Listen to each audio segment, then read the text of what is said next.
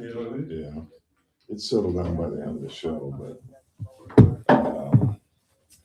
I just think it's these fucking drugs that coffee's got me on. You know, every time I start doubting coffee that he does something kind of like checking back up on my PSA. Imagine if he hadn't, you know, giving me a second blood test. I mean, like a lot of guys have been like, all right, look, it went back down to 2.5, you're fine.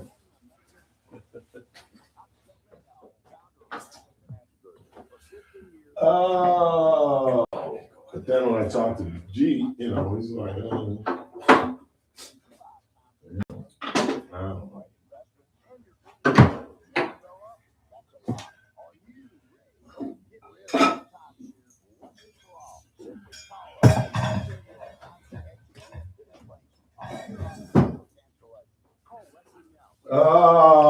have you been talking about immigration at all? I've been fighting with the audience for 2 days. It's no win. It is a no win. On the phone. I really know.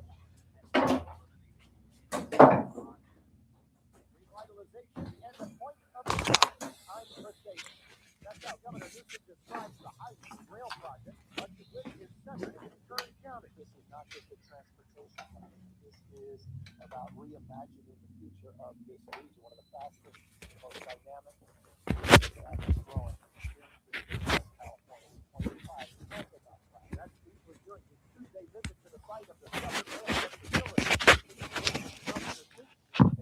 that construction of the actual rail system can begin. 2 men have been arrested for their attempts to consort with a 13-year-old, and one of the men, who is from Shafter, was found in the teenager's bedroom closet in Corcoran, say police there. That incident was Sunday night, and once police got the call after 10 p.m., they say they found 22-year-old Noah Salinas in the bedroom closet. They say he had ammo in the car, but no gun. The investigation also led to the arrest of a 23-year-old man from Corcoran, who they say had been texting the teenager. A man who refused to give up for Ridgecrest police was arrested Tuesday night after a 2-hour confrontation during which Kern County deputies say the guy shot at them. That happened at a house on South Mahan Street and started with a domestic situation. The man eventually gave it up at about 8:30 and was arrested. No deputies were hit or hurt. You should be aware of a street closure that might affect your drive in Shafter. The city says in a post that Burbank Street between Cherry and Santa Fe Way will be shut down starting tomorrow, and that will last all the way to March 6th. They did not give a reason, but they do advise you to plan an alternate route. California's gas average now $4.34, says Gas Buddy. I'm Chris Davis in the KERN newsroom with news every half hour and when it breaks on FM 96.1 and AM 1180 KERN. What do you think? This is the Army where you shoot them a mile away? You got to get a post like this. Little thing, you blow their brains all over your nice Ivy League suit. It's the Ralph Bailey Show on News Talk 96.1 and AM 1180 KERN. Now make sure you leave the house when you make the call. You understand me? You hear me? Call from an outside line. I mean it. Call in or text to 661-842-KERN. That's 661-842-5376. Listen live at KERNradio.com. Now, the host you've been waiting all day for. Live from the KERN studio, here's Ralph Bailey. Hi, everybody, and a very pleasant good afternoon to you, wherever you may be, however you may be listening, or however you may be viewing for those subscribing on YouTube. It's the Ralph Bailey Show on News Talk 96.1 and AM 1180 KERN, where we're streaming live at KERNradio.com. Chris Burdick producing the show on this 4th day of February, 4th day of Black History Month, coming up in the 5 o'clock hour. We'll learn, because we got into a long, somewhat heated discussion about immigration enforcement yesterday. We didn't get an opportunity to talk about Benjamin Elijah Mays. He is the subject of our Black History Month bio today.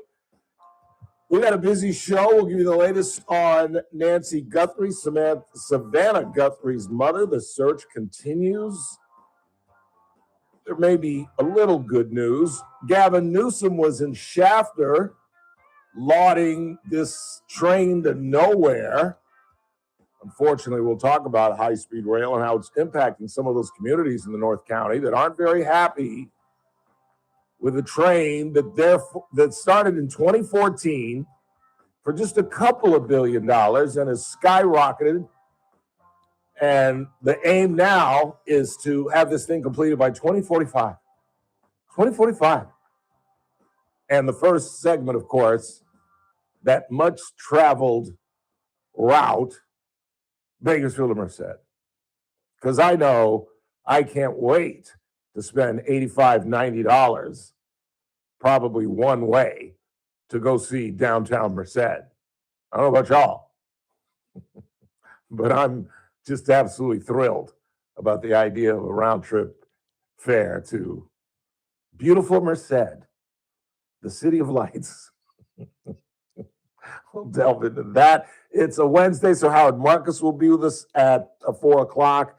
And Ryan Van Alstyne, owner-operator of Adaptive Networks, our IT team, and should be yours. Call them today at 241-0638 or hit them online at adaptive-net.com. And coming up at 5, we'll have a little fun. Our coverage of the BC Open has begun. Yesterday, we talked with BCC President Paul Guerra. Bakersfield Country Club, the site of the 12th annual BC Open, begins on Monday with the Pro-Am. There's a practice round on Tuesday, and then the tournament begins on Wednesday with a 35% cut on Thursday, and then the final day where the $30,000 check will be presented on Friday. It is free admission. Go out and root for a lot of the local kids. When we talk about this, I'll give you some of the names of the local kids that are playing, and this kids, grown-ass men in their 20s and 30s, but nevertheless, kids to my old ass. We're going to talk with Chris Riley.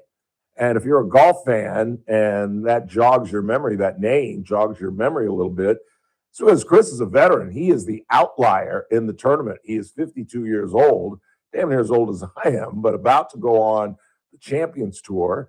He is a Ryder Cup veteran. He's played with and competed against Tiger Woods. He is a Walker Cup player. He is a PGA Tour winner and Korn Ferry Tour winner, and just trying to get back in the game. He stopped playing golf for a little bit to go down and coach at San Diego State, and now wants to get back in the game now that he's a champion, a senior. And it'll be fun to get to know him, because guess where I will meet him in person, Chris? The Honor Flight Open? That'd be nice if we could get Chris Riley to play in our tournament. I'm just saying. No, think further in the future. Further. But you're on the right track. It's going to be a golf tournament. I'm now assuming there would be Nick Ragone's Pro-Am. I would think he would play, don't you think? I would think, yeah. Why would he pass that up? Philadelphia is a beautiful city, and Nick is going to put on a stellar tournament, his inaugural tournament. Nick Ragone, as you guys know, is a marketing and public relations genius. He worked for the largest PR firm in the country when he was in New York. They sent him to run their DC office, where I got to see him. He took me to a Nationals game. Then he went to a hospital group in St. Louis, where he created a Champions Tour event. And I got to play in that one year and see St. Louis for the first time. And now he's followed his boss to Philadelphia with another hospital group, and he's beginning a Champions Tour event there. And I'm sure Mr. Riley will participate. We'll talk with him at 5 o'clock. And of course, getting back to Nick Ragone, the thing that I'm really excited about, why I'm definitely going, is because guess who just turned 50? That's right. The boyfriend, Tiger Woods, is 50 and a month. And so Nick is doing his best, obviously, to get Tiger to participate in his tournament. We'll talk about that. And the Doberman Pinscher named Penny. Do you get it? Penny Pincher? Yeah. No. I was like, okay, I'll give it to you. That was kind of cute. But a Doberman Pinscher named Penny won Best of Show, and that's where we find our federal magistrate judge Teresa Goldner. And did she send you pictures? She sent me the video, yeah. Yeah. She's at the Westminster Dog Show, or was. And yes, Penny the Pinscher, the Doberman Pinscher, won. So maybe we'll talk about that. And we're really excited. Looking forward in the week. On Friday, we're going to talk with one of the members of Big Friends of the Big Bear Valley about Jackie and Shadow. I told you earlier in the week their eggs were eaten by ravens, and there's some belief that Jackie could have may lay more eggs. Ooh, fantastic. Yeah, so we'll talk with them on Friday. We got a whole bunch of guests coming. Also, I totally missed this, but we have Crossroads of the West Gun Show tickets to give away at some point as well. Is that right? We do. Nice. All right, we will do that. Let's go ahead and take our first break of the day. When we come back. Oh no, let me get into this just a little bit. Let me get into this. Again, the newest news is the news in terms of Nancy Guthrie, the mother of Savannah Guthrie, the Today Show co-host. Nothing really new. The more time that goes by, the worse it is, because she's an 84-year-old woman who needs her meds and has now been off her meds for about 72 hours. And the sheriff didn't really confirm anything in regards to what we told you yesterday, that TMZ and 2 CNN affiliates received ransom notes. The sheriff did not confirm, because obviously they had to include information that would highlight the fact that they have Nancy Guthrie in custody or in their custody. And all the sheriff would say was that he showed the note to her daughter, Savannah, and didn't say whether she recognized anything that they said or alluded to, but that he did show it to her. And there's really, really nothing new beyond that. And they will not confirm that it's a credible note, but won't rule it out, and are obviously, still investigating it. And the other issue is, as I've talked about, you're on camera the minute you pull your key out of the door. Well, in normal communities, homes are side by side, and there's not a lot of space from the door to the street. But in this area of Tucson, of Pima County, I don't know if you've seen the pictures of Nancy Guthrie's home, but it's set far back from the street with a lot of cacti and, kind of desert vegetation or whatever, plant life all in the front yard. And she's, the houses are incredibly spread out. So unfortunately, and for some reason, I don't know if this is incompetence or what, but they haven't gotten back any of the video footage of either her Ring camera or even neighbors' Ring cameras. I'm like, how is that possible? Like in most of these cases, like in the Idaho case and in Luigi Mangioni's case, they turned that surveillance video around in like 24 hours. And like I said, not every sheriff is Donnie Youngblood. Not every county, in terms of their sheriff's department, is run as well as ours. And so, we've got 58 counties just in our state, 58 different sheriff's department. And it just seems to me, this Chris Nanos, I'm sure he's a nice man. And what do I know about sheriffing, as Andy Taylor used to say? But it just doesn't seem like, you just wouldn't want your mom missing in this guy's county. Let's just put it like that, in my opinion. I'm just saying. Let's go ahead and take a first break of the day. When we come back, Gavin Newsom was in Wascow. Wascow? Is that next to Delano? No, no, it's near Moscow, actually. Moscow, Idaho. Did you know there was a Moscow, Idaho? Not know there's a Moscow, There's a Idaho. Moscow, Idaho. There's a Birmingham, Alabama. Oh, you knew that. You knew that. You knew that. There's a Cairo, Georgia. I've heard that. There is a Rome, Georgia. I've not heard that. Yes. I don't make this. Look it up. In Ontario, California, too. That is correct. And what's the classic? It was on All in the Family. Auckland. There's an Auckland. Because Archie once sent a package to Auckland, and he meant to send it to this Auckland and not the one down under. Pretty funny episode. We are just getting started on a Wednesday hump day. It's the Ralph Bailey Show, right here on News Talk 96.1 and AM 1180 KERN, where we stream live at kernradio.com.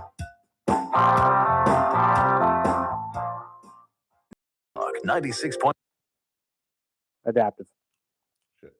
Thursday edition, Clay Travis, Buck Sexton Show. We'll be joined by Senator Dave McCormick of Pennsylvania to talk about all of the issues surrounding potentially restarting the government and the battles that are going to be fought in 2026 over the electioneering, voting, and more. Plus, we'll also dive into the absolute latest on Iran, Venezuela, and Russia-Ukraine. All of that and more. Make sure you don't miss it. Thursday edition, Clay and Buck. Live 9 to noon. News Talk 96.1 and AM 1180 KERN. Coming up at 4:30, Ryan Van Alstyne, owner-operator of Adaptive Networks, joins us. As I've told you, we have adopted Adaptive Networks for our IT needs. And you know how important IT needs are for a radio station. That's why we've teamed up with these folks. And if you need IT at your place or just want to upgrade, call the folks at Adaptive Networks at 241-0638, 241-0638, or hit them online at adaptive-net.com. When your business technology breaks down, you need help fast, and you need it from people who understand your local market. Adaptive Networks isn't some faceless call center in another state. They're right here in our community. In fact, they're right across the parking lot for us, and that's why we've teamed up with them, because when our IT goes down, we're out of business. Call them today at 241-0638. Hit them online at adaptive-net.com, or keep it locked. We'll meet Ryan Van Alstyne once again at 4:30. Don't go anywhere. Meet Paul Sheldon's client, Guy Picard. Hi, my name is Guy Picard, and I am very happy that I found Paul Sheldon. What a relief it is trying to turn 65 and find somebody like him to help me navigate this industry. I think that it's really important that you look at all of the options that you have and then give Paul Sheldon a call, because he will create a plan that fits your budget and fits what you're trying to achieve as far as trying to get the best possible medical care that you can have. So I'd like to recommend Paul Sheldon to any of you out there that are trying to navigate the medical industry turning 65. Give Paul Sheldon and his staff a call. They are awesome. And I'd just like to say, Paul and your whole entire staff, you guys rock. When Medicare matters, our team has the answers. Team Paul Sheldon. 398-2298. Big tax changes this year could mean a bigger refund, and Jackson Hewitt knows how to get you your biggest. You'll get $100 just to try us. That won't make you filthy rich, but definitely gas plus groceries rich. And since we know all the new tax codes, you could get thousands back, which would make you low-key loaded. Or at least wealthy adjacent? Go with our trusted pros and get $100 to switch. Rest easy. Jackson Hewitt's got your taxes, guaranteed. Limited time offer for new clients, participating locations only. Details at jacksonhewitt.com. Why'd I go to the doctor? Working on the farm, my heart kept skipping a beat. I didn't think much of it, but my daughters made me get checked out. Turns out I have atrial fibrillation, which increases the risk of stroke about 5 times. Symptoms like irregular heartbeat, heart racing, chest pain, shortness of breath, fatigue, or lightheadedness can come and go. But if it's AFib, the risk of stroke remains. If you have symptoms, contact a doctor. I'm so glad I did. Visit NoTimeToWait.com. Sponsored by Bristol Myers Squibb and Pfizer. I'm JR Flores. Catch my show, The JR Show, weekdays at 2 p.m. Now, back to the Ralph Bailey Show on News Talk 96.1 and AM 1180 KERN.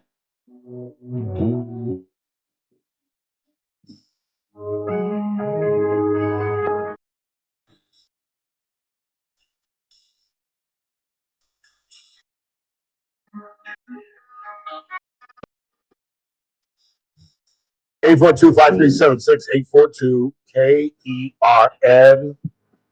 You can watch us on YouTube and get in the chat room and chat. I just said hi to everybody in the chat room. Gavin Newsom was out in Wasco yesterday, pumping up the quote, and I put this in air quotes, progress on high-speed rail. Montpreet Kaur, who we all assume is running for state senate very soon. She's filed papers, or pulled papers. She hasn't filed them yet. She's pulled papers, and we broke that story. Mike Turnipseed was the first one to report that long before the news agencies. And he, patted himself on the back and took apart the Trump administration for pulling back, Sean Duffy, the transportation secretary, for pulling back the $4 billion that Biden kept funneling into these people to keep this ridiculous train to nowhere alive. Do you really think Montpreet Kaur, who I consider to be an intelligent woman, and Leticia Perez, who I'm not a big fan of, as you guys know, but I think is a very intelligent woman. Do you really think they think this thing's going to work? Or do you think they just want to suck up to Gavin Newsom? Do you know what? Did you hear what John Cox quoted Leticia saying? Supervisor Perez is saying. Let me see if I can find the direct quote in his story. And there's such a joke there, but I'm not going to touch it. She said, "You are big and you are fearless." She said of Gavin Newsom, "You are big and you are fearless." There is such an easy, teed up softball joke there, but I'm not touching it. I just don't think, and now they're talking about this thing being completed in 2045. Are you serious? I mean, this thing is, I'm reading from John Cox. Kern County Supervisor Leticia Perez opened Tuesday's event with praise for Newsom, who she characterized as absolutely committed to the Central Valley. Oh, yeah, he's committed. He's committed to turning us into Barstow is what he's committed. He needs to be committed. She said, quote, "You are big and you are fearless." She was followed on stage by Bakersfield Vice Mayor Manpreet Kaur, who called Tuesday's event a proud moment, representing important progress for a project that offers abundance for California. Do you understand by the time this thing is constructed? Well, no, it's already antiquated technology as compared to this thing was supposed to be based on what the Japanese are doing. And do you know that right now the Japanese have a train that goes 300 miles an hour? This is like 1970s technology. The Japanese are like laughing at us. And by 2045, this thing will be the stagecoach of trains. Are you kidding? And how are you going to fund this thing? There were Kerncog questions that weren't answered. Newsom would step off to the side and let somebody else handle it, and they kind of danced around it. And KCOG is still not happy with the answers they responded to. KGT talked with business owners out in 17 who alluded to businesses that were completely uprooted, or the woman they spoke to whose business is struggling because she's near where the construction was, where they've constructed all this stuff for this ridiculous train and done nothing with it as they get ready to try to set up that really popular route, Bakersfield-Merced, all in an effort to create some kind of connection between San Francisco and Los Angeles. And as I have said from day one, who is going to spend that kind of money to either be in San Francisco or be in Los Angeles without a vehicle? Maybe in San Francisco, because their rapid transit system is far superior to Los Angeles. You can get around San Francisco without a car. You can get around Los Angeles without a car. But San Francisco or what was the other city I was going to mention? San Francisco or New York. You can get around those cities. But Los Angeles without a car? Have you ever been in Los Angeles? What if you're downtown and you've got to be in the Valley in 45 minutes to an hour? What if you're in the Valley and you got to be in Long Beach? What if you're downtown and you got to be in the South Bay? You know, that's a $60 Uber ride. This isn't Kern County. You know, going from one side of LA to another is like going from downtown Bakersfield to Delano or even further. So the logistics of this thing just doesn't make sense. And what are they going to charge somebody to be on this thing? To make back the money? It would have to be at least what, $1.25 round trip, and you would think that'd be cheap. It's just logistically stupid, and no one's going to do this. And by the time they're talking 2045, do you know how many technological advances could happen in the next 20 years? Hell, we could be the Jetsons by 2045. It's just absolutely ridiculous. And did you hear smug ass Gavin Newsom? Eat your heart out, Texas. They couldn't get a damn thing done. Are you really accepting applause and trying to taunt another state that is much more business friendly than the state of California? Some of you all, many of you all are business folks. You tell me, where would you rather do business? In the Golden State or in the Lone Star State? It's not even close. I've told you the story that for whatever reason, I got asked when Rick Perry was a hot governor of Texas and had the greatest opening line of any presidential candidate. I added 1.5 million jobs in the state of Texas in my first term, and I was convinced he was going to be the Republican nominee. I got to introduce him at an event that Stan Ellis put on. And after the event, Lori and I, my girlfriend at the time, went to Milt's and ran into Stan right after the event. And he came to our table and thanked us for me being the MC and boop, boop, boop, boop. And we just started talking. And he was just like saying, you know, this guy is the guy. That's why I was convinced he was going to win. And he said, in Texas, Ralph, they're trying to get you to open up a business. There aren't the obstacles, there aren't the hurdles, there aren't the paperwork that you have to deal with in the state of California. And they're pushing you to get out there and work. So to sit there and compare us to Texas just goes to show where this guy is. I mean, even if you were a Martian and you just landed on this planet today and you had to assess the state of California and the state of Texas in terms of its amicable and conducive nature to business, which one do you think the Martian would take? Come on, it's not even close. It's not even close.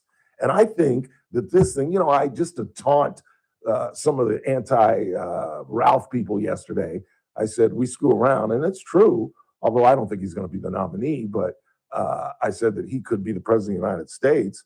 But this high-speed rail, I think, is going to be his undoing. I think if I'm a smart, young liberal candidate like Josh Shapiro or J.D. Pritzker, that's my lead sentence. You want this guy running the country when he can't even run the state of California? Ladies and gentlemen, take a look at his prize project. Take a look at how he's mishandled high-speed rail. This thing was supposed to come under the score of about $15 billion, and it is quadruple that. He hasn't gotten anything done. They have no idea when it's going to get done. This is crazy. But there was Gavin with Leticia Perez and Montpre Corps just patting him on the back,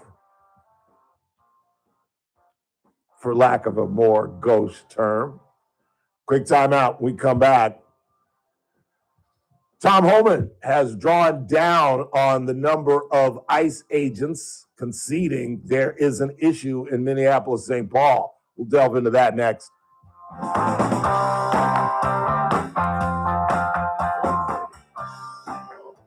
News Talk 96.1 and AM 1180 KERN. With us on the news, I'm Keith Peters in Washington. The Washington Post has laid off 1/3 of its staff, eliminating its sports section, several foreign bureaus, and its books coverage.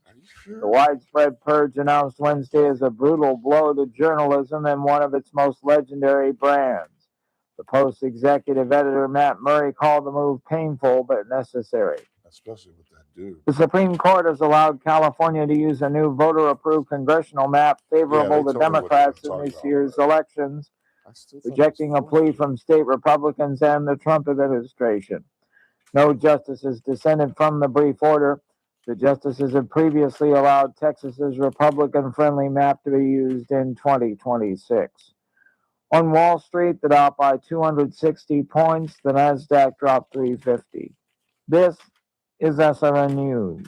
News Talk 96.1 and AM 1180 KERN. From the KERN Newsroom, your live and local news update on News Talk 96.1 and AM 1180 KERN. The construction of the actual track for the high-speed rail system can now begin. If you want to be big, you got to be big in big things. This is the only high-speed rail system of its type anywhere in the United States of America. That's a clip from Governor Newsom's Tuesday speech out at the Southern Railhead facility, celebrating completion of that phase of the project this week. A standoff in Ridgecrest last night lasted about 2 hours and ended at 8:30 with the arrest of a man Kern County deputies say shot at them during the confrontation. No deputies were hurt. The man's name has not been released. 22-year-old Noah Sanis of Shafter is under arrest after police in Corcoran say he was found in a 13-year-old's bedroom closet Sunday night. I'm Chris Davis in the KERN newsroom with news every half hour and when it breaks on FM 96.1 and AM 1180 KERN. Attention, Medicare beneficiaries in Kern County. If you're eligible for Medicare and looking for a doctor who listens and cares about you with minimal wait times and prompt referral authorizations, it's time you learned about QualCare IPA. You know, for years, I've been telling you QualCare IPA contracts with most Medicare Advantage health plans and provides you with access to a large network of outstanding doctors and quality hospitals right here in Kern County. Medicare Advantage health plans go beyond original Medicare benefits coverage, and understanding these coverage differences may be confusing. Call us today, 661-554-4544, and let us help you understand your options for 2026. Call today, 661-554-4544. That's 661-554-4544. Get the information you need and coverage you deserve. For accommodations of persons with special needs and meetings, call 661-554-4544, TTY 711. Thursday's Armstrong and Getty show may be the biggest story not getting enough attention. President Xi of China purged his military of a bunch of top generals. This could have great global ramifications. Plus, no offense to anybody, but Gen Z is believed to be the first generation in history to be less intelligent than their parents. Oh, boy. The science behind this truly hurtful conclusion. Next Armstrong and Getty show. Weekdays noon to 2 on News Talk 96.1 and AM 1180 KERN. The Armstrong and Getty Show. Weekdays noon to 2 on News Talk 96.1 and AM 1180 KERN. Now, back to the Ralph Bailey Show. You don't want to give your last name?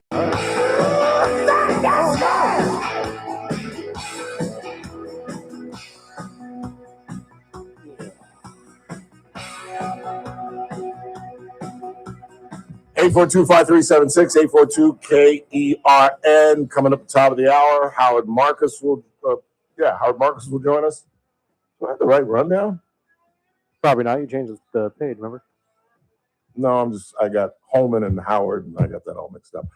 We'll talk with Howard Marcus coming up at the top of the hour. Then coming up at the 5, as I said, the BC Open gets underway on Monday.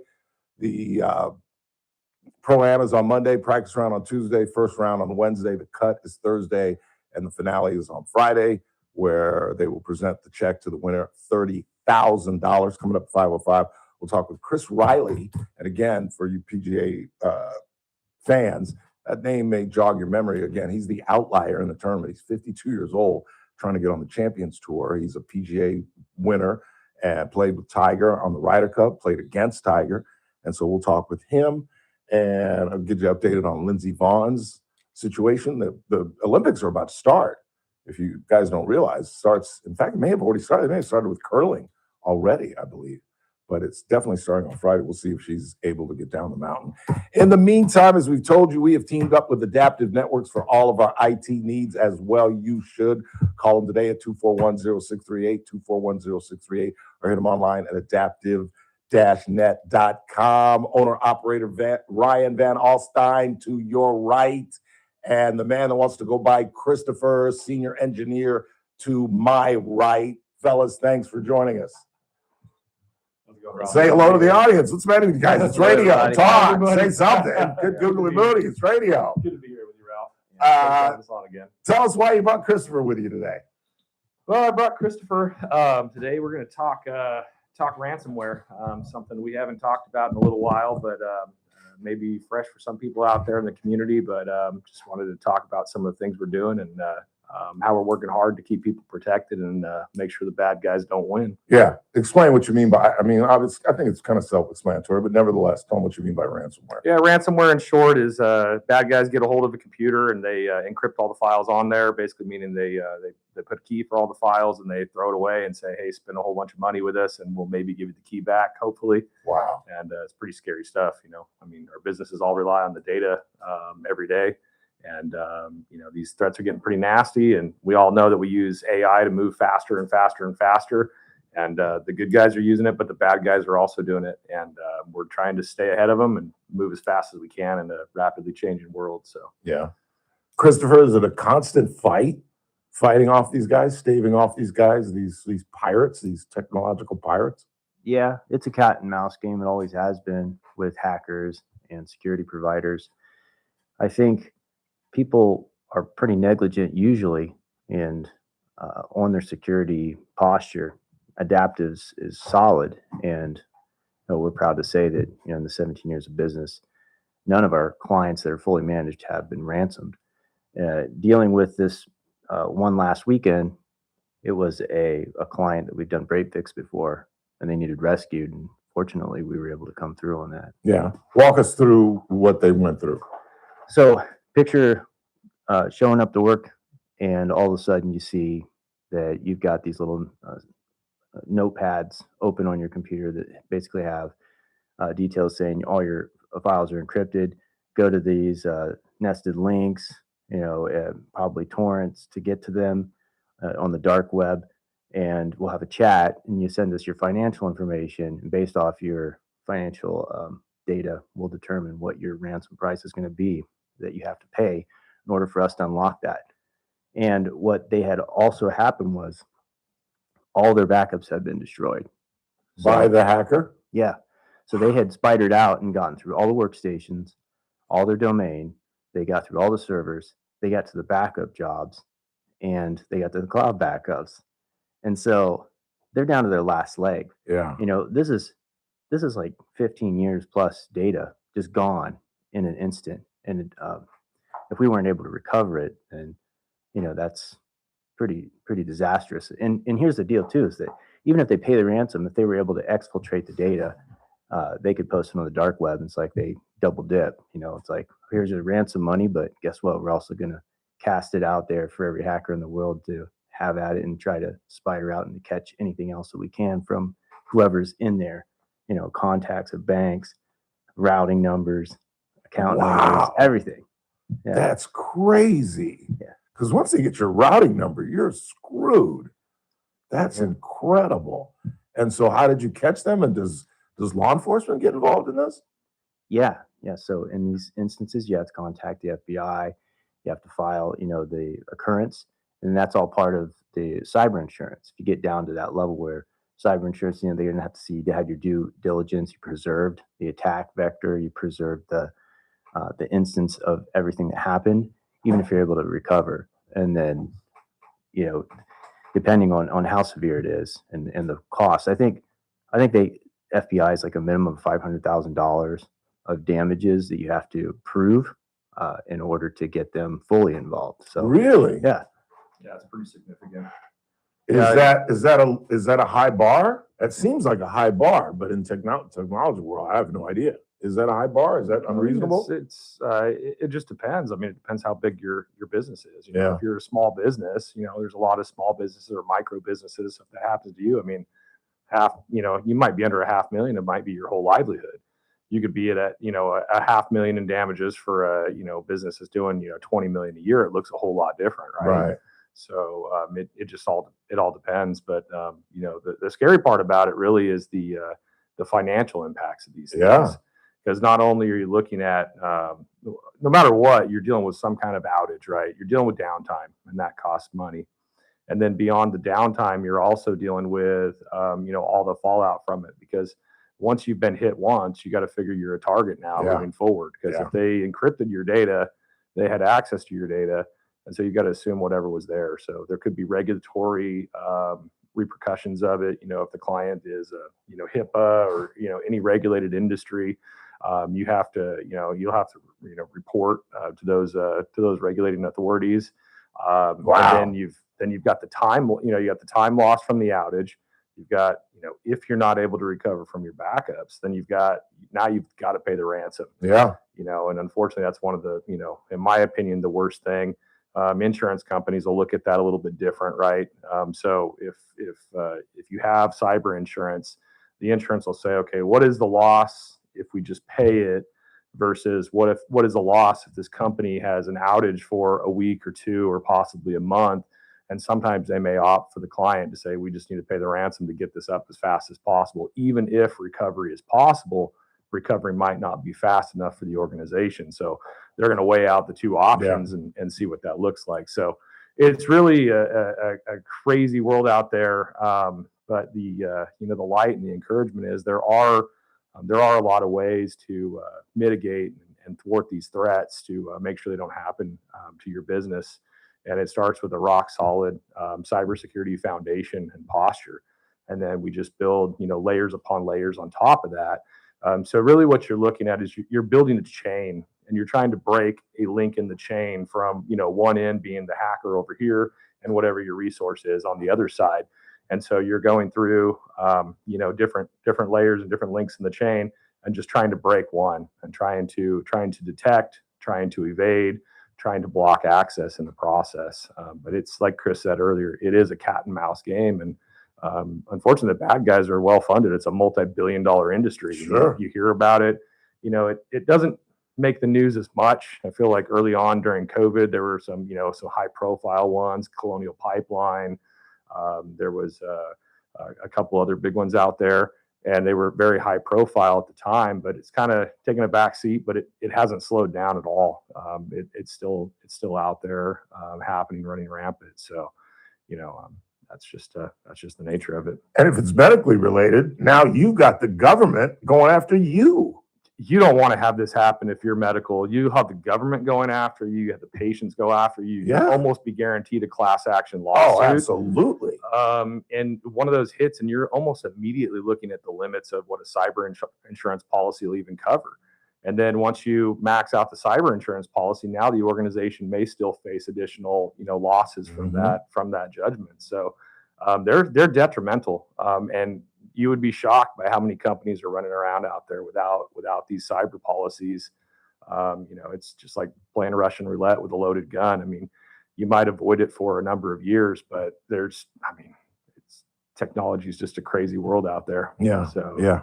Talking with Ryan Van Alstyne and one of the senior engineers at Adaptive Networks, Christopher. Christopher, as senior engineer, can you put up a security that can prevent this, or is this all about rescuing those who are victims? No, Adaptive has that security stack Yeah. for all of our managed clients. And we're talking about, policies that, are in line with like CIS, HIPAA, whatever your industry is. Then we air gap your backups. We have immutable backups, these sort of things as to shore it up, making sure everything's updated, all your hardware is updated, all your firmware is updated, and then having really solid, edge tools that are monitoring for security vulnerabilities, and also eyes on glass, SOC, it's what they're called. And it's often after hours even, they're monitoring all the activity that's happening on those machines to make sure they're safe. And I will say, the light at the end of this story is we rescued them, and we succeeded in bringing everything back for them without having to pay the ransom. So nice. They were at the absolute limit of what could be brought back, but we got it. Nice. Yeah. Nice. And so it's no coincidence that none of your clients have gone through this, and the ones that do come to you, you can rescue. Yeah, and I'm not saying that it's impossible. The tools out there are getting better and better in the hacker side, because they have AI and they can program these bots to just work. They've already got bots like tirelessly, and now they've got the AI working extra angles, and so it's getting interesting. Wow, the landscape. It's getting scary, is what it is. It really, really is. It can be if you're on the wrong side of it, for sure. No kidding. Yeah. And that's why we've teamed up with Adaptive Networks, and that's why you should too. Again, call them today at 661-241-0638, or hit them online at adaptive-net.com. Christopher, thanks for coming in. Ryan, always good to see you. Hope the daughter's feeling a little bit better. Get Jennifer back in here in a couple of weeks. Thanks again, Ralph. The folks from Adaptive Networks, quick timeout. We're coming right back. Howard Marcus, our former federal agent, joins us at the top of the hour. We'll get his thoughts on Tom Homan's drawdown in Minneapolis-St. Paul. Then we're going to talk with Chris Riley. The BC Open gets underway. They're going to stick it in the ground starting on Monday. Tournament begins first round on Wednesday out at Bakersfield Country Club. In the meantime, you're listening to The Ralph Bailey Show on News Talk 96.1 and AM 1180 KRN. We're streaming live at kernradio.com. Nice job, guys. That was good. That was really good. That was really, really good. That was simple. News Talk 96.1 and AM 1180 KERN. It's the JR Show. We need beds at the Mission and at the Open Door Network. We need mental health beds. We need substance abuse beds. I'm sorry, need jail beds. If your kid was acting up, breaking the law, I would, and my daughter knows this. I'll leave your butt in jail. She's 9 and she already knows. If I ever call dad from jail, you're where? Okay, well, thank you for letting me know, and I will see you in the morning. And I'm going to hang up. The JR Show, weekdays at p.m. You know, oddly, one of the things I rarely talk about when I talk about Casey Steakhouse is lunch. If you work downtown, if you work for the county or wherever on Truxton, it's not very far and it's real quick and it's very convenient. And the menu is similar, just smaller portions, and it is outstanding. And the variety on the menu that Chef Daniel has put together now is simply unbelievable. It's mostly a large groups that come to Casey Steakhouse. And not everybody's feeling red meat to celebrate someone's birthday or an anniversary or whatever the event may be. And that's why Chef Daniel has advanced the menu. So there's Italian food. I love the fettuccine Alfredo with chicken. The lobster mac and cheese is everybody's favorite. The fish dishes, the mahi-mahi, the swordfish, the halibut. Where would you rather be than on F Street? And don't forget about the Stockyard next door for meetings, banquets, or just having dinner and having some of the craft cocktails that are served next door. It's Casey's Steakhouse, longtime sponsors of the Ralph Bailey Show. Got battery issues? Choose the #1 name in power. On Battery, we've got you covered with top quality batteries for every need. Cars, scooters, motorhomes, garage door openers, key fobs, golf carts, home alarm systems, wheelchairs, and so much more. If it takes a battery, A1 Battery has it. With multiple locations to serve you. Enjoy free diagnostics on batteries, starters, alternators, and electrical systems. Plus, get free installation with any purchase. First Friday of each month is free key fob battery Friday. Family owned and operated since 1960. A1 Battery has been providing reliable, friendly service to Kern County. Need us in a pinch? We offer emergency services to make sure you're never stranded. Tell us you heard it on the radio and get 10% off your purchase. Call A1 Battery today, 589-1433 for the location nearest you, or visit online at a1batterycompany.com. A1 Battery, powering your world, one battery at a time. Big tax changes this year could mean a bigger refund, and Jackson Hewitt knows how to get you your biggest. You'll get $100 just to try us. That won't make you filthy rich, but definitely gas plus groceries rich. And since we know all the new tax codes, you could get thousands back, which would make you low-key loaded. Or at least wealthy adjacent? Go with our trusted pros and get $100 to switch. Rest easy. Jackson Hewitt's got your taxes, guaranteed. Limited time offer for new clients, participating locations only. Details at jacksonhewitt.com. Did you know GoodRx can help you save on medication, manage prescriptions, and get trusted health information? If you're one of the millions living with a heart condition, check GoodRx for an easier, more affordable way to manage your health. GoodRx offers common heart medications for under $30. Just search for your prescription, find the best price, then show your pharmacist the GoodRx coupon. And it works whether you have insurance or not. To start saving and better manage your heart health, download the free app or visit GoodRx.com today. GoodRx is not insurance but can be used instead of insurance, including Medicare and other federal and state-funded programs. The Clay Travis and Buck Sexton Show, live 9 to noon. Now, back to the Ralph Bailey Show on News Talk 96.1 and AM 1180 KERN. Do I want you for my baby? Do I want you by my side? Do I want to run and kiss your lips? Say you're another time. So Tom Homan is in Minneapolis, St. Paul, and had his first news conference since he replaced Greg Bovino as kind of the face and voice of DHS and Custom Border Patrol in that area where they've drawn it down by 700 agents.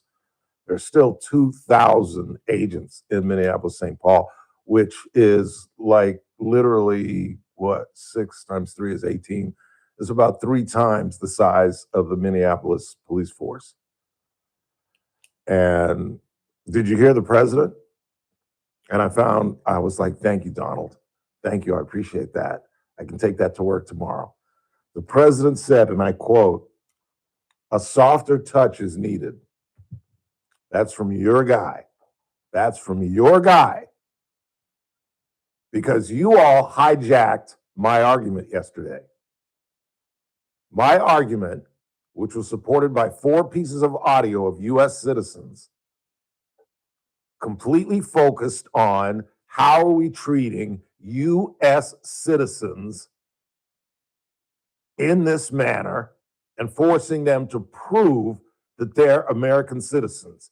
Show me your papers. The last time we heard that was in World War II.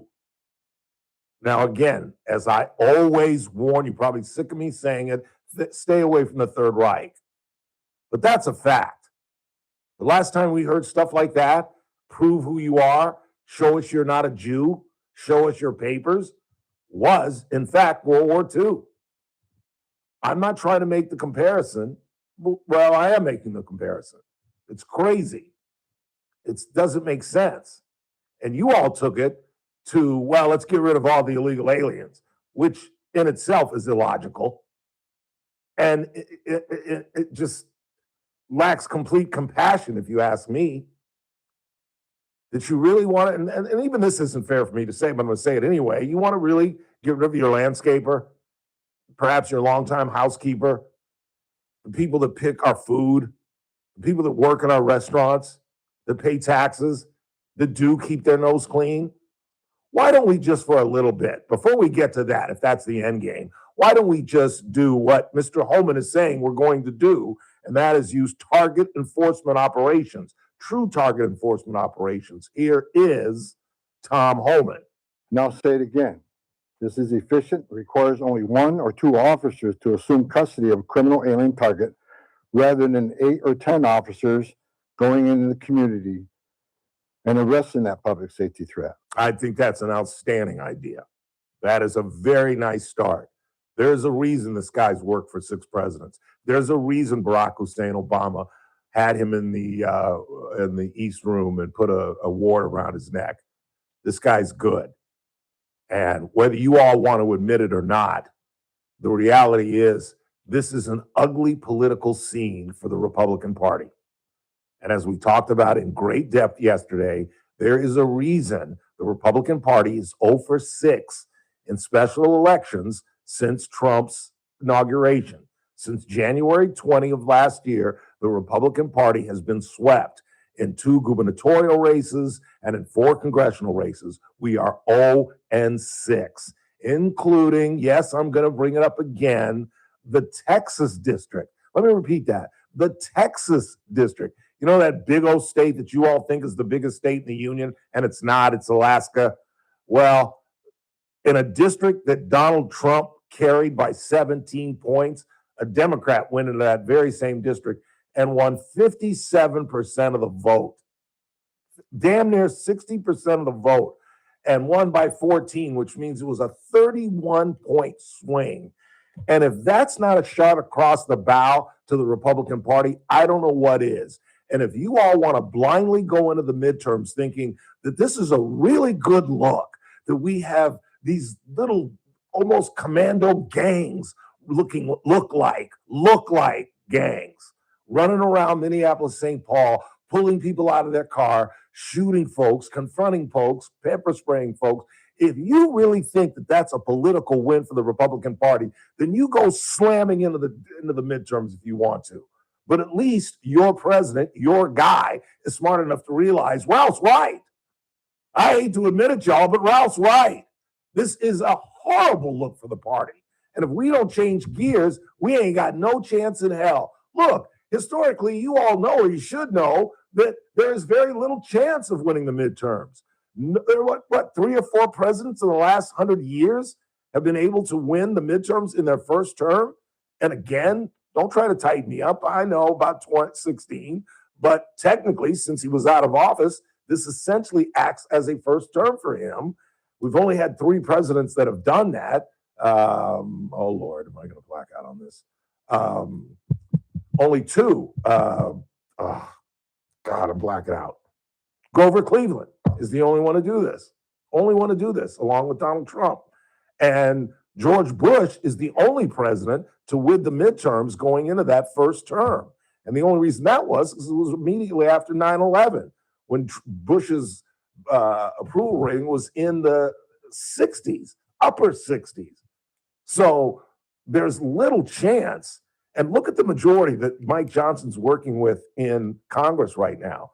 The Senate majority is larger than the House majority. They barely got this budget across the finish line the other day by literally one vote. Had he lost one vote, we were done. Here's more from Tom Homan.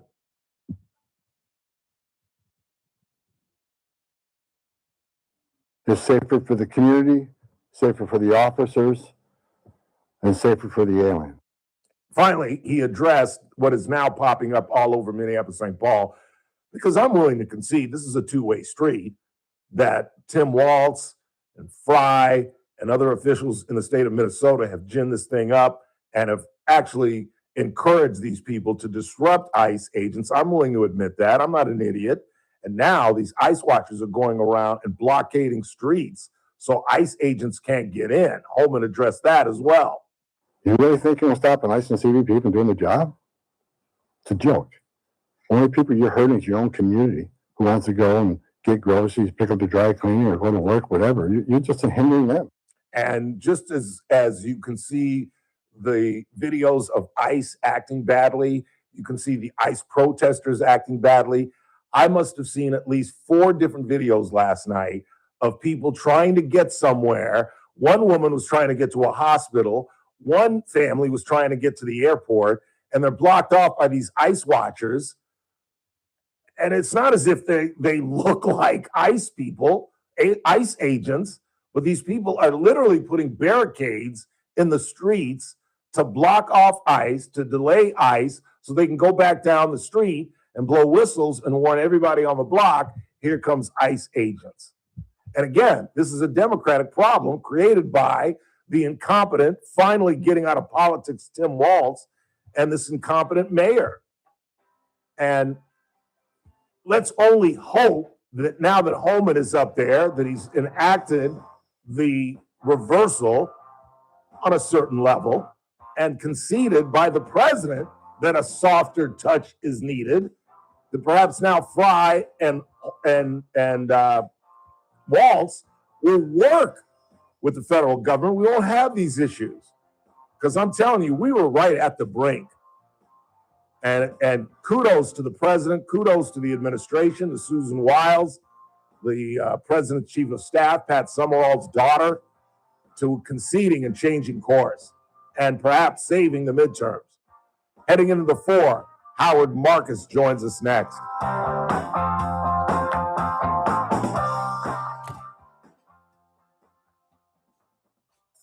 This is AM 1180 KERN Green Acres. This is 96.1 FM Bakersfield. Online at KERNradio.com. News this hour from Town Hall. I'm Keith Peters in Washington.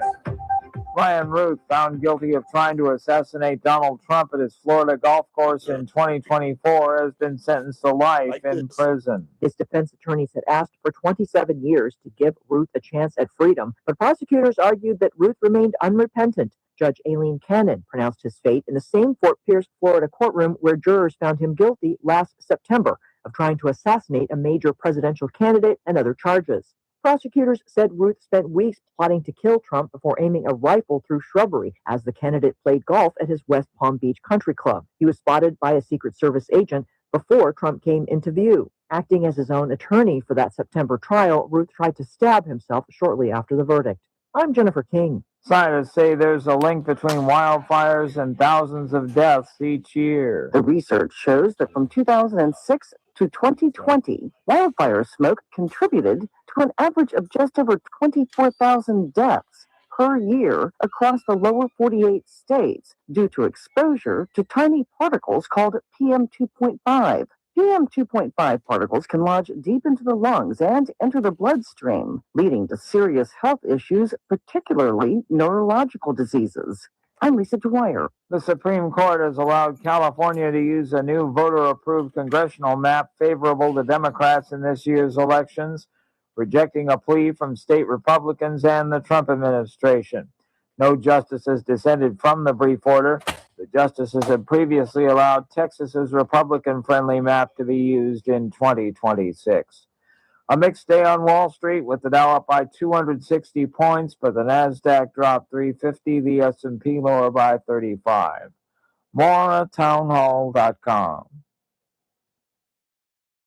Is your dog a picky eater, scratching all the time, eating grass, or licking their paws until they're raw? If so, your dog's trying to tell you something.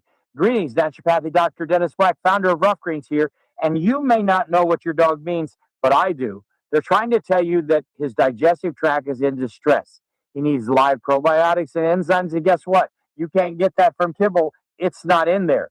The good news is you don't have to change his food to improve his health. Just add a scoop of Rough Greens. It's America's #1 nutritional dog supplement for a reason. With live vitamins, omega oils, antioxidants, enzymes, and probiotics, just sprinkle it on your dog's food and watch them come back to life. More energy, shinier coat, better digestion, all in 90 days or less. Want a happier, healthier dog? I'll send you a free Jumpstart trial bag. You just cover the shipping. Go to roughgreens.com. Use discount code PICKY. That's RUFFgreens.com. Discount code PICKY. Rough Greens. So good, your dog will ask for it by name. From the KERN Newsroom, your live and local news update on News Talk 96.1 and AM 1180 KERN. Revitalization and a point of pride. I'm Chris Davis. That's how Governor Newsom describes the high-speed rail project, much of which is centered in Kern County. This is not just a transportation project. This is about reimagining the future of this region, one of the fastest and most dynamic regions, fastest growing in the state of California. It's a point of pride, and it's also about pride. That speech was during his Tuesday visit to the site of the Southern Railhead facility, the completion of which was announced this week, and which means that construction of the actual rail system can begin. 2 men have been arrested for their attempts to consort with a 13-year-old, and one of the men, who is from Shafter, was found in the teenager's bedroom closet in Corcoran, say police there. That incident was Sunday night, and once police got the call after 10 p.m., they say they found 22-year-old Noah Salinas in the bedroom closet. They say he had ammo in the car, but no gun. The investigation also led to the arrest of a 23-year-old man from Corcoran, who they say had been texting the teenager. A man who refused to give up for Ridgecrest police was arrested Tuesday night after a 2-hour confrontation during which Kern County deputies say the guy shot at them. That happened at a house on South Mahan Street and started with a domestic situation. The man eventually gave it up at about 8:30 and was arrested. No deputies were hit or hurt. You should be aware of a street closure that might affect your drive in Shafter. The city says in a post that Burbank Street between Cherry and Santa Fe Way will be shut down starting tomorrow, and that will last all the way through March 6th. They did not give a reason, but they do advise you to plan an alternate route. California's gas average now $4.34, says Gas Buddy. I'm Chris Davis in the KERN Newsroom with news every half hour and when it breaks on FM 96.1 and AM 1180 KERN. What do you think, this is the Army where you shoot them a mile away? You gotta get up close like this little thing, you blow their brains all over your nice Ivy League suit. It's the Ralph Bailey Show on News Talk 96.1 and AM 1180 KERN. Now make sure you leave the house when you make the call. You understand me? You hear me? Call from an outside line. I mean it. Call in or text to 661-842-KERN. That's 661-842-5376. Listen live at KERNradio.com. Now, the host you've been waiting all day for. Live from the KERN studio, here's Ralph Bailey. Hour 2 of the broadcast on this Wednesday, hump day, 4th day of February. Still lots to do. Coming up top of the hour, 5 o'clock, we're going to talk with Chris Riley. He is a former Ryder Cup member, played with Tiger, competed against Tiger. He's 52 years old, trying to get on the Champions Tour. He got off the PGA Tour and went down to San Diego, was a coach there at San Diego State for about 4 or 5 years. And now he's got the itch again, wants to get back into competitive golf and again compete perhaps against Tiger Woods on the Championship Tour. We'll talk with him at 5 o'clock. The Winter Olympics are about to get underway, and the biggest story of their entire event is about to unfold this weekend when badass Lindsey Vonn, with a titanic right knee and a torn ACL, is going to try to compete. Titanic? Titanium? Yeah, I think you meant Titanic. Did I say Titanic? Yeah, you said Titanic. Well, it's going to hit an iceberg when she's, I was going to say, are we skiing. And, predicting a crash and burn here? What's happening? well, yeah, kind of. No, I don't see a crash and burn, but I don't see how she can be competitive. That's what I said too. I mean, she can ski. It's a great story though. It's a movie. It's an absolute motion picture. Yeah, if she places at all, this is a movie. If she finishes, if she's 12th, yeah, true. It's a story. I mean, are you kidding me? This is bigger than Tiger Woods making birdie on the 72nd hole with a torn ACL. I mean, can you imagine? You know, I was a horrible skier. Yeah, it's embarrassing to even say that I've skied. Because, you know, I learned how to ski. I'd ski to one side and fall down. Put my skis back on, slide to the other side and fall down.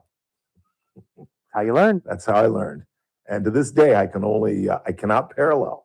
I can only snow plow. Is that what they still call it? Snow plowing?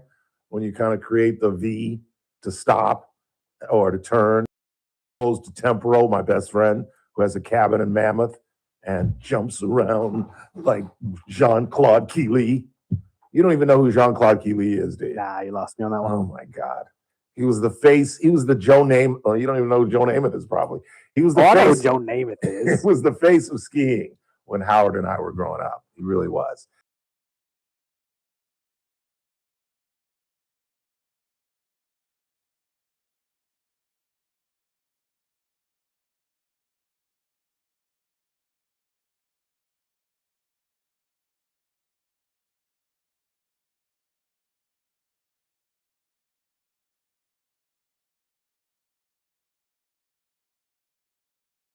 What's really going on, Howard? I'll tell you right now, I'm sitting here regretting a major life choice. Oh, Lord, what'd you do, Howard? I did move out of California when I sold from Heart Flat. You did not move out of California? No, I didn't. We did. We were. It's just the way the two escrows, buying and selling, was not enough time. You know, when a 30-day escrow buying and selling, they start to app. You don't. You know, unless you're going to buy off the internet, which is insane. I think. Yeah, you know, I agree. I know people have regretted it. Yeah. Oh yeah. I mean that. Just looking at things, you know, especially this 9 cents a mile, which is going to pass, and he's already indicated he's going to sign it. Explain what you're talking about. Well, what there's a proposal is a mileage tax on all vehicles, not just electric vehicles. All vehicles, a mileage tax, which means when you register, you know, your vehicle in California, you get a registration fee, which is actually a property tax. People don't realize it's a percentage of the value of the vehicle. And what they're going to do, you're going to have to give them your odometer reading every year. I don't know how they're going to verify this. You know, I don't know what kind of checking they're going to do, but you're required to do so. And at 9 cents a mile, the average mileage for people that are listening for a normal family is about 15,000 miles a year for just an average driving. That comes out to over $1,400 added to your DMV bill, regardless of the year, the age of the vehicle, or anything. Are you serious? No, yeah, it's already passed the Assembly. It passed this week. The Republicans can't stop it. They don't have enough votes. We're a one-party state. Exactly, and Newsom is indicating he's going to sign it. Wow. And what's going to happen is, say to someone like yourself, I know you use either, you know, DoorDash or Grubhub or anything like that. Yeah. They have to pass that cost on to you. Yeah, you're absolutely right. And some guys aren't going to may not even be able to afford it. You know, your food bill is going to go up substantially. 9 cents a mile doesn't sound a lot if you only go, say, a mile a day, but nobody does that. Yes. My mileage, and unlimited, I'm looking at hundreds of dollars extra. Wow. And the average family, you go on vacation, you pay for that, not only the trip, the vacation, the gas, the maintenance on your vehicle. Now you're going to have to look at every mile you go on and think about rental car companies. Yeah. You're going to the cost of a rental car. Every aspect of our economy, every delivery system, truck drivers, a vehicle that has to register. Truck drivers, we're still carting food and supplies with trucks. Right. And I don't know if there's any exemptions. I haven't read the specific, if there's a business exemption or if there's a commercial vehicle exemption. There's got to be. There absolutely has to be. But then it's just going to devastate, of course, the already impacted middle class. Yeah. We already have middle class flight from California. I have lots of my friends Like one of the shooting groups I had went from an average of 80 a month to about 20. And everyone I know that retired, and a lot of them were law enforcement, but a lot of them retired, they all moved out of state. Yeah. Oh, yeah. We're projected in 2030 with the new census to lose 4 more seats. Yeah. Oh, yeah. 4 more seats. Texas and Florida. Yep, exactly. And Which is Tennessee. good nationally, horrible for California. Yeah. Tennessee, Texas, and Florida. You're absolutely right. Which is, yeah, I have a friend of mine I've known for 30 years. He's an older gentleman. His son just retired from BPD as a sergeant, moved to Tennessee. The father just now left. Yeah. Because the family's there now. And the prices are so much cheaper. People don't realize. You go to like Arizona, my in-laws moved there, and they went from whatever they had to pay on their vehicle, like $50 registration for 3 years, not even per year. Yeah. And I'm paying, I'm paying triple that for a 20-year-old Jeep. My wife's got a huge payment coming next month for her 2023. Because people realize it's not a flat rate; it's a property tax. Wow. And it's horrendous. And it's going under the radar. I don't see any real outrage yet. Yeah, I didn't know anything about it. Yeah, they just passed it this week. I don't remember the name of the assembly bill, but it just passed. They just announced it, and it's just going to sail through. There's enough lunatics in the assembly and the Senate, and I don't know why Newsom's going to not veto this, because he's going to go nationally, and the biggest ad against him let's say I'm an Idaho voter. The biggest ad to run against Newsom is, do you want to live in California? Because that's what you get if you elect him nationally. Yep, you're going to have agree. California with all its problems. Yep. That's what I've do said. his presidential bid, but you and I have to live in California. Yeah. It really is horrendous, absolutely horrendous. So look the bill up. I anticipate it's going to pass because they passed even sillier stuff. Last year, people don't realize they passed in California alone 800 new laws. 881. Yep, 881 new laws. If nothing else, it's a cry for what we used to have up until I believe it was 1980 something. We had what's called a part-time legislature, 6-month legislature. Yeah. The idea was to limit the harm they do. Yeah, exactly. And I used to be totally against that. Now I'm 1,000% in favor of it. You're right. You give them too much time in their hands and ultimate power, and it corrupts them. Yep. To micromanage the population. And Californians are insane anyways. We vote our own increases on gas tax. We voted in this bloated, as you were talking about, the train to nowhere. Yep. And every time I hear something talk about that, I keep thinking of the Simpsons episode with the monorail. Yeah. Monorail, remember that? Yeah. Even I saw that. That was funny. Yeah. That was funny. And we vote these things in that just cost us more. And the reason why they're not lowering the gas tax, I just saw the increase in revenue from I think it was $7 billion to $11 billion increase in the gas tax revenues, and they need that because they're spending stuff on entitlements. Yeah. And so they're going to just keep draining us. And what's going to happen is those that can will leave, and those that won't be able to leave are going to be the poor that are going to benefit from set-asides and entitlements to offset all this, and the very, very, very rich who are also leaving because they're going to get that billionaire tax. Yep. And they just did a poll. The California voters approve of it because their idea is, well, it doesn't hurt me. Right.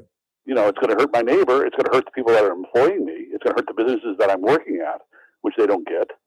Those guys are leaving. Yeah. It's horrendous. It's no good news. No, it really isn't. But yeah, I just told Mary yesterday when I read it passed, I went, I think we made a mistake. I really do. Yeah. If not for my mom, I'd probably be in South Carolina. I really think I would. Well, I wonder what kind of frequent flyer miles you get. How often do you visit your mom? I mean, just generally asking, a couple times a year, more often, or how often do I see her? Yeah. About 10, 12 times a year. Oh, that's a lot. Yeah, that would add up. The airfare would go nuts. Yeah. Oh, yeah. Oh, the airfare to get to Beaufort is ridiculous. That's why I don't go there, because the flight, literally, Howard, the flight from Los Angeles to Atlanta is cheaper than the flight from Atlanta to Savannah. Oh, that's silly. Isn't that crazy? Yeah, that's because nuts. they just they don't go there anymore. Right. So they have no volume. Yeah, people will rent a car from Atlanta and drive down to Savannah. It's about a 3-hour drive. It's a 45-minute airfare, and we used to do it all the time when I was a kid. Take L1011 to Atlanta, then take a DC-10 down to Savannah. But now that flight is like $350. The flight from LA to Atlanta is like $310. That's If your mom got any worse with her medical issues, you wouldn't want to be away anyway. Exactly. That's what I said. Save that. I would probably be out of the state by now. I really would. It's horrendous. And people that are listening, You voted for this guy. Yeah. He got overwhelming support. Remember the recall that didn't work. Yep. They tried to correct it. The Republicans have no power. You're right. It's a one-party state because of the urban demographics. It's all the coast, actually, is what it is. It's not just LA and San Francisco. It's all the liberal enclaves up and down the coast. Oh, yeah. You and I, middle-class people, I can't afford to live in any of these coastal cities. No. Cambria, the place I used to visit used to be cottages that you go to. People in Bakersfield buy vacation homes there 40 years ago. Mm-hmm. And then when people discovered it, now these are $1 million homes, and they're 600 square feet. Yeah. I had a buddy who's been talking about getting a cabin up Carpinteria Way, and talking about it for 10 years. And now he's kicking himself. He says, I wish I had done it 8-7 years ago, because now you're right. Those numbers are astronomical. Oh, you just can't afford it. Well, I looked at that when I had my major COPD issues. This was in 2019, I think it was, some years back. We had actually left to go moving to Morro Bay. It was, less touristy and cheaper than Pismo, for example. And a normal house was the same price as Bakersfield, about $250 for a 3-bedroom, 2-bed, just a regular house, nothing special, nothing custom. Right. That house is now, I looked last, it was over 750, probably closer to $1 million. And Bakersfield prices have gone up. The average house in Bakersfield is 400,000, Yeah. which is insane. Yeah. And we're, it's an overall increase, and we're just pricing the middle class out. And there's no easy fix. No. People leave California, and the power elites, they're all multimillionaires. They're all benefiting from all this stuff, and they don't care about us. They really don't. No, they really don't. They truly, truly don't. It's tragic. It really is. And what's going to happen? It's going to hollow what I think of. It's called the hollowing out effect. It's going to hollow out the state. You're going to have basically the incredibly poor who are going to be supported by the government, taxing the few that are left, or just going in deficit spending like they've been doing and juggling the books. Yeah. Howard Marcus is our guest. Have you seen some of the numbers in terms of the SAVE Act and getting voter ID passed? Have you seen some of these numbers? Yeah. Well, the problem is they got to override a filibuster. That's the sad part. Yeah. But the numbers are astronomical. Yeah. I mean, even on the Democratic side, I think it's 71%. On the Republican side, it's 95% think that you should have voter ID, 95% on the Republican side, but 7 out of 10 Democrats, and I think it's 80% of independents. It's crazy. You know what it is? Is the people on the street, average people like you and I, who have to live with the consequences of social progressive policies and social experimentation, they finally got it. Things have gotten bad enough that people realize you cannot have these untrammeled policies where you just reward bad behavior and you let criminals off lightly, and you let just anybody come in, including criminals and terrorists and everybody else, which I think we've solved the southern border, but we have huge amounts of illegal voting in states like California, which is why the problem we have here isn't that the Republicans are vastly outnumbered, is that you have 3, 4, 500,000, 1 million, who knows, people that shouldn't be voting. Yep. And it's skewing the voting. And so the Democrats in power, not the average guy, they've realized their power base is now with illegal voting. Yeah. And that's across the country. And the problem you've got is you really can't override that in the Senate. And Schumer's already called it, his usual, word imagery that isn't correct, Jim Crow laws. It's like, since when is requiring somebody to prove that they're legal to vote have anything to do with race? It's across the board. Yeah. And that's the imagery they want to use. Yeah, it's denigrating the African Americans. It truly is. It is. It really is. That these poor black people can't. I know are law and order people. How do you buy alcohol? How do you buy a gun? How do you travel? How do you have a car? How do you buy a car without some form of ID? Come on. It's pretty basic. But you're right. This is how the Democrats keep their thumb on illegal voting and folks that just walk up and, how many times these people are voting, mail-in balloting, all this nonsense. It's crazy. It's absolutely crazy. I've had people call in about that. They get 3 mail-in ballots at their house. Yes. And the idea of same-day voter registration is insane. And there's only one are voting through DMV, which doesn't check your legality as a citizen, and they just be registered through DMV. And I don't blame the criminals and illegals that vote, because we're handing that to them. Mm-hmm. And they know where their interests lie. They know if they want to continue with the program that gives them handouts and fraud that they're committing and all the other things that they're capable of accessing through a failed system, they're not going to be against it. Yeah. That's what I've always said in terms of immigration and dealing with illegal aliens. If you want to truly run these people out of the country, stop pandering to them. Correct. Demand that you speak English. I was in Komodo Pharmacy the other day, and what should have taken 3-4 minutes took about 12 minutes because they didn't understand Spanish, they didn't understand English, and their one Spanish-speaking employee wasn't there that day, and bada-bop, How in the world do you live in America and not know how to speak English? And why isn't that a demand that Hillary Clinton herself, when she was running, and Barack Obama as well, demanded when they were talking about their immigration proposals, talked about having to pay back taxes and having to pay a fine and mandating that they learn English. But now you say that, and you're absolutely a racist. You're a horrible person. I just saw Florida just passed a law, by the way. For example, we'll see how it works. To take a driver's license test in there, you must speak English. You're not allowed to have an interpreter. Good. I've been DMV and I watched somebody pass their test, and there's like 6 people standing around them, supposedly interpreting. In reality, feeding them the answers. Absolutely. How do you know? Yeah, and it's going to come to fruition. You kind of a paraphrase. There was an old statement: "It took a Carter to get a Reagan." Well, it's going to take things to get horrible here. Yeah, people have had enough, and I think people are finally getting enough. Just the problem is that the people running their party haven't had enough because they're not facing the daily consequences. They don't have to take a kid to school and fight with traffic and criminals. They don't have to live in a poor neighborhood. They don't have to live paycheck to paycheck. You and I do. I'm on a fixed income. When I have these increases come around, we got to figure out, hey, what can we afford not to do this month? Yeah. I'm on a federal pension, which is nowhere near the giveaways the state did to law enforcement, unfortunately.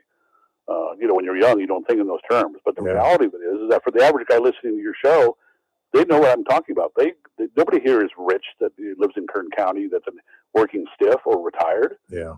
We're not that kind of county. We have I think we have the highest poverty rate in the state as far as counties. Yeah. And then we got to live with this stuff. They don't care. They really don't. The only good news is this is going to absolutely upend his presidential hopes. I sincerely hope so. Can you imagine if he wins what we're going to be in for? It's going to be like Mondami running the country. Yeah. Every failed policy it will be enacted day one. He'll have an executive order. He'll strip everything away that Trump's done that's good, and all these horrible policies will be in effect. I don't think he has a chance at this point. But you know what? I didn't think Mondami was going to win. I thought the voters in New York were going to wise up. That's why I'm warning people. Look out. But I think high speed rail in the state of the state is going to be his undoing. I sincerely hope so. I really do. Yeah, I do too. Have a great weekend. Say hi to Marcus. Marcus? Marry Marcus. My new boyfriend, I guess. Okay. We'll talk to you next week. All right, again. All right, man. Take care. Howard Marcus. Quick time out. Not a lot of time before we get to the bottom of the hour. More of the Ralph Bailey Show. Check the board. See what you all are talking about on this Wednesday. It's TRBS right here on Newstalk 96.1 and AM 1180 KERN. We're streaming live at kernradio.com. News Talk 96.1 and AM 1180 KERN. Start your day right. First Look with Scott Cox, 6 to 9 a.m. On the Thursday edition of the First Look program, still trying to work myself into a lather about the Super Bowl halftime show. We've got the latest now. Elon Musk apparently has popped up in the Epstein files. We'll have all the latest in news, traffic, and weather. It's all happening 6 to 9 a.m. right here at News Talk 96.1 and streaming live on the internet at kernradio.com. First Look with Scott Cox, 6 to 9 a.m. News Talk 96.1 and AM 1180 KERN. It's game day. Are your moderate to severe Crohn's disease or ulcerative colitis symptoms keeping you from the action? Skyrizi, risankizumab Riza, could help you get back to the game.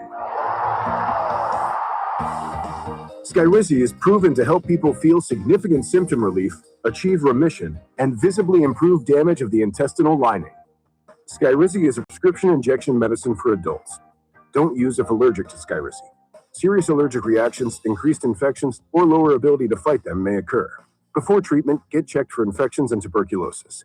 Tell your doctor about any flu-like symptoms or vaccines. Liver problems leading to hospitalization may occur when treated for Crohn's or ulcerative colitis. Control is everything to me. Ask your doctor about Skyrizi, the #1 prescribed biologic in Crohn's and ulcerative colitis combined. Learn more at skyrizi.com or 1-866-SKYRIZI. We all start as tiny seeds, needing care, love, and a little sunlight. Then, boom, we sprout, stretch, and grow through the world of childhood and teen years. Before you know it, we're blooming, working, parenting, thriving. And yes, even golden petals can shine bright. Join Kern County Public Health and thrive like a poppy. Visit KernPublicHealth.com to learn more.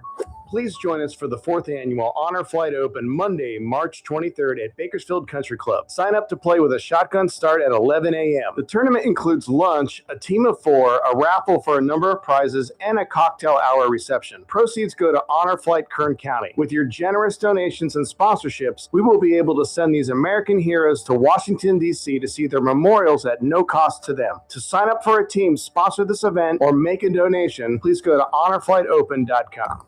honorflightopen.com. We've all been there, sleepless nights, wondering if your business's security service is really protecting what matters. At Bay Alarm, we can put your security insecurities to bed. Our advanced technology and personalized support ensure you can rest easy knowing we're here for you. BayAlarm.com. You're listening to The Ralph Bailey Show. Catch me weekday morning 6 to 9 a.m. on First Look with Scott Cox, News Talk 96.1 and AM 1180 KERN. Well, you know, we all want to change the world.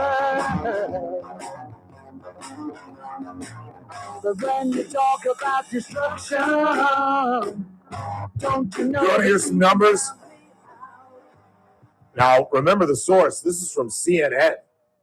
This is from CNN. Listen to these voter ID numbers. All this polling on the screen going back since 2018.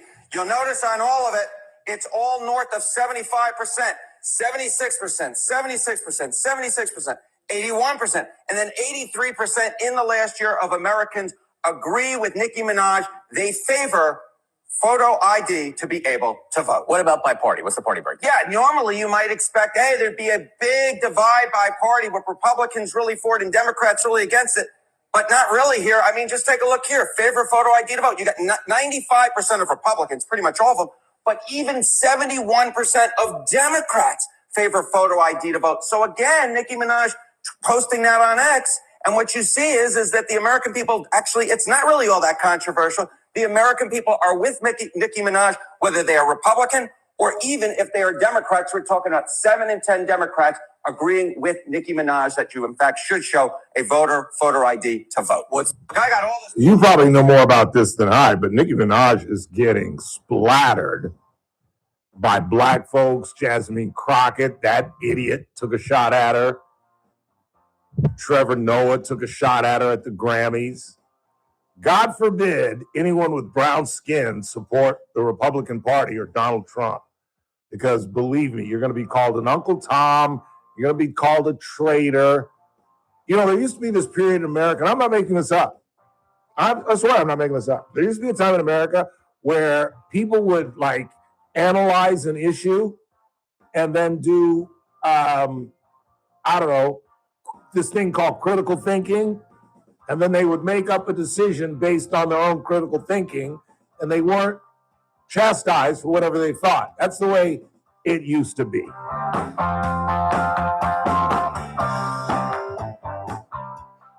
News Talk 96.1 and AM 1180 KERN.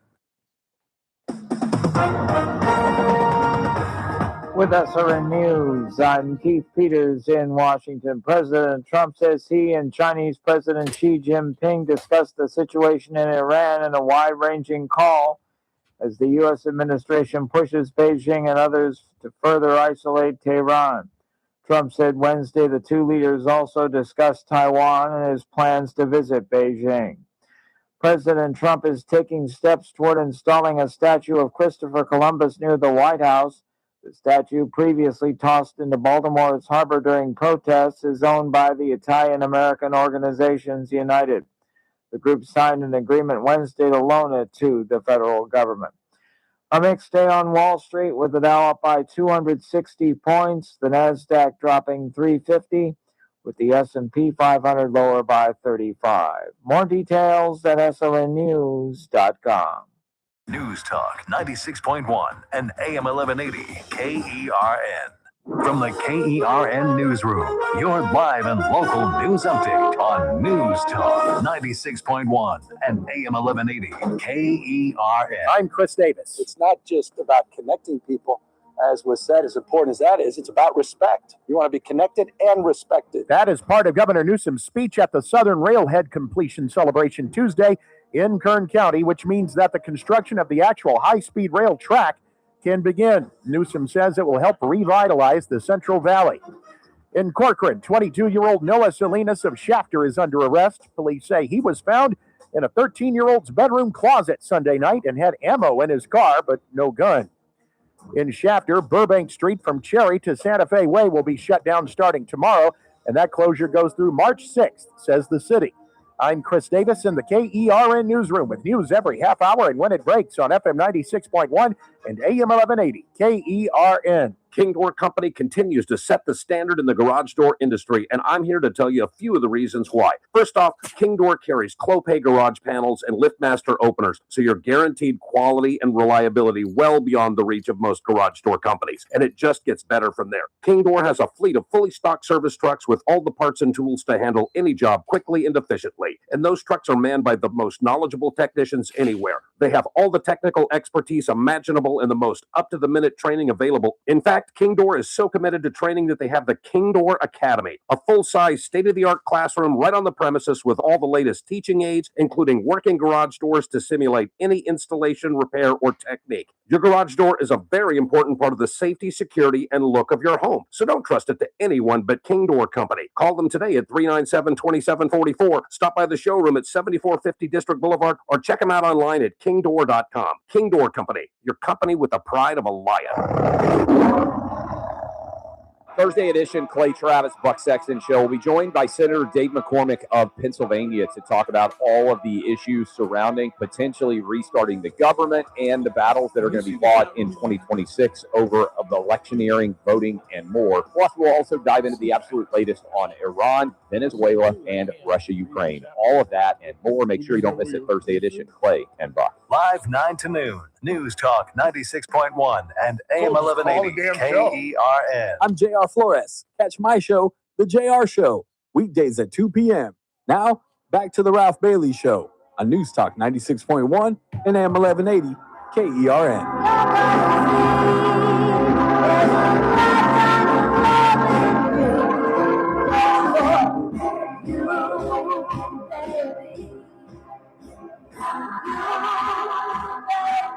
You're playing every song but the one I love.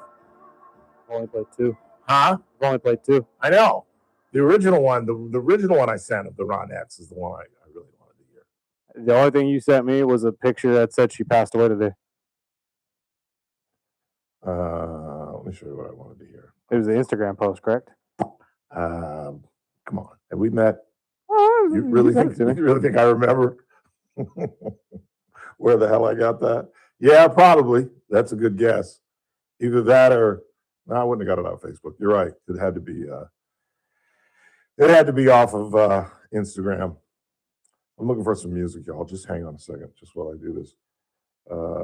Is that it? This might be it. I think this is it. Be my little baby. Oh yeah, but that's coming later. That's what? That's coming later. Oh, is it? Okay. You don't start with the best song. You end with the best song. True. I was just looking forward to it. You know who I spoke to this morning via the telephone because he's my generation, and my generation actually talks on the telephone. It's amazing how people text now. Like, I get business stuff via text, not from this office, but from some other stuff I'm doing. People don't talk on the phone anymore. It's just weird. I mean, texting is more efficient. Just bing, bang, bang, and it's over. But talk with George Culver today, former major league pitcher, pitched for the Dodgers and the Cincinnati Reds and the Phillies, some other clubs, and pitched a no-hitter in Major League Baseball. And if you haven't read his book, you really should take a look at it. It's a great read. And I forget the name of the book. For why the Earl of Oildale? The Earl of Oildale. Thank you. The Earl of Oildale. He was calling to get information on the Honor Flight Open, our 4th annual golf tournament. It's coming up March the 23rd. That's a Monday. And again, go to honorflightopen.com if you'd like to play and join us and help us raise money for our veterans. Again, the money that we raise goes to Honor Flight, which sends veterans back to Washington, D.C. to be feted, honored, lauded, appreciated for their service, whether they were in country or not.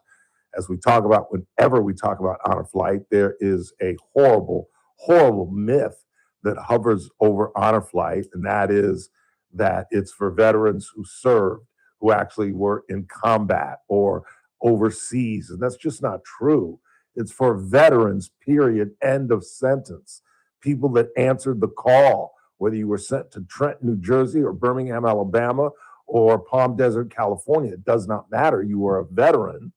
You've answered Uncle Sam's call, and you deserve to be honored in the 4th quarter of your life. And again, you know, it's a redundant speech that I make every time I talk about Honor Flight, but they're all highlights that are actually spot on. And that is that this trip is life-changing for these men. To a person, men and women, it is life-changing. I know that sounds hyperbolic, but talk to a member of Honor Flight. Talk to a veteran who's been on this flight. Talk to a family member of someone who's been on these flights and how they'll tell you that grandpa talks about World War II or Korea or Vietnam more than he ever has in his entire life, and that there's a difference about him when they come back.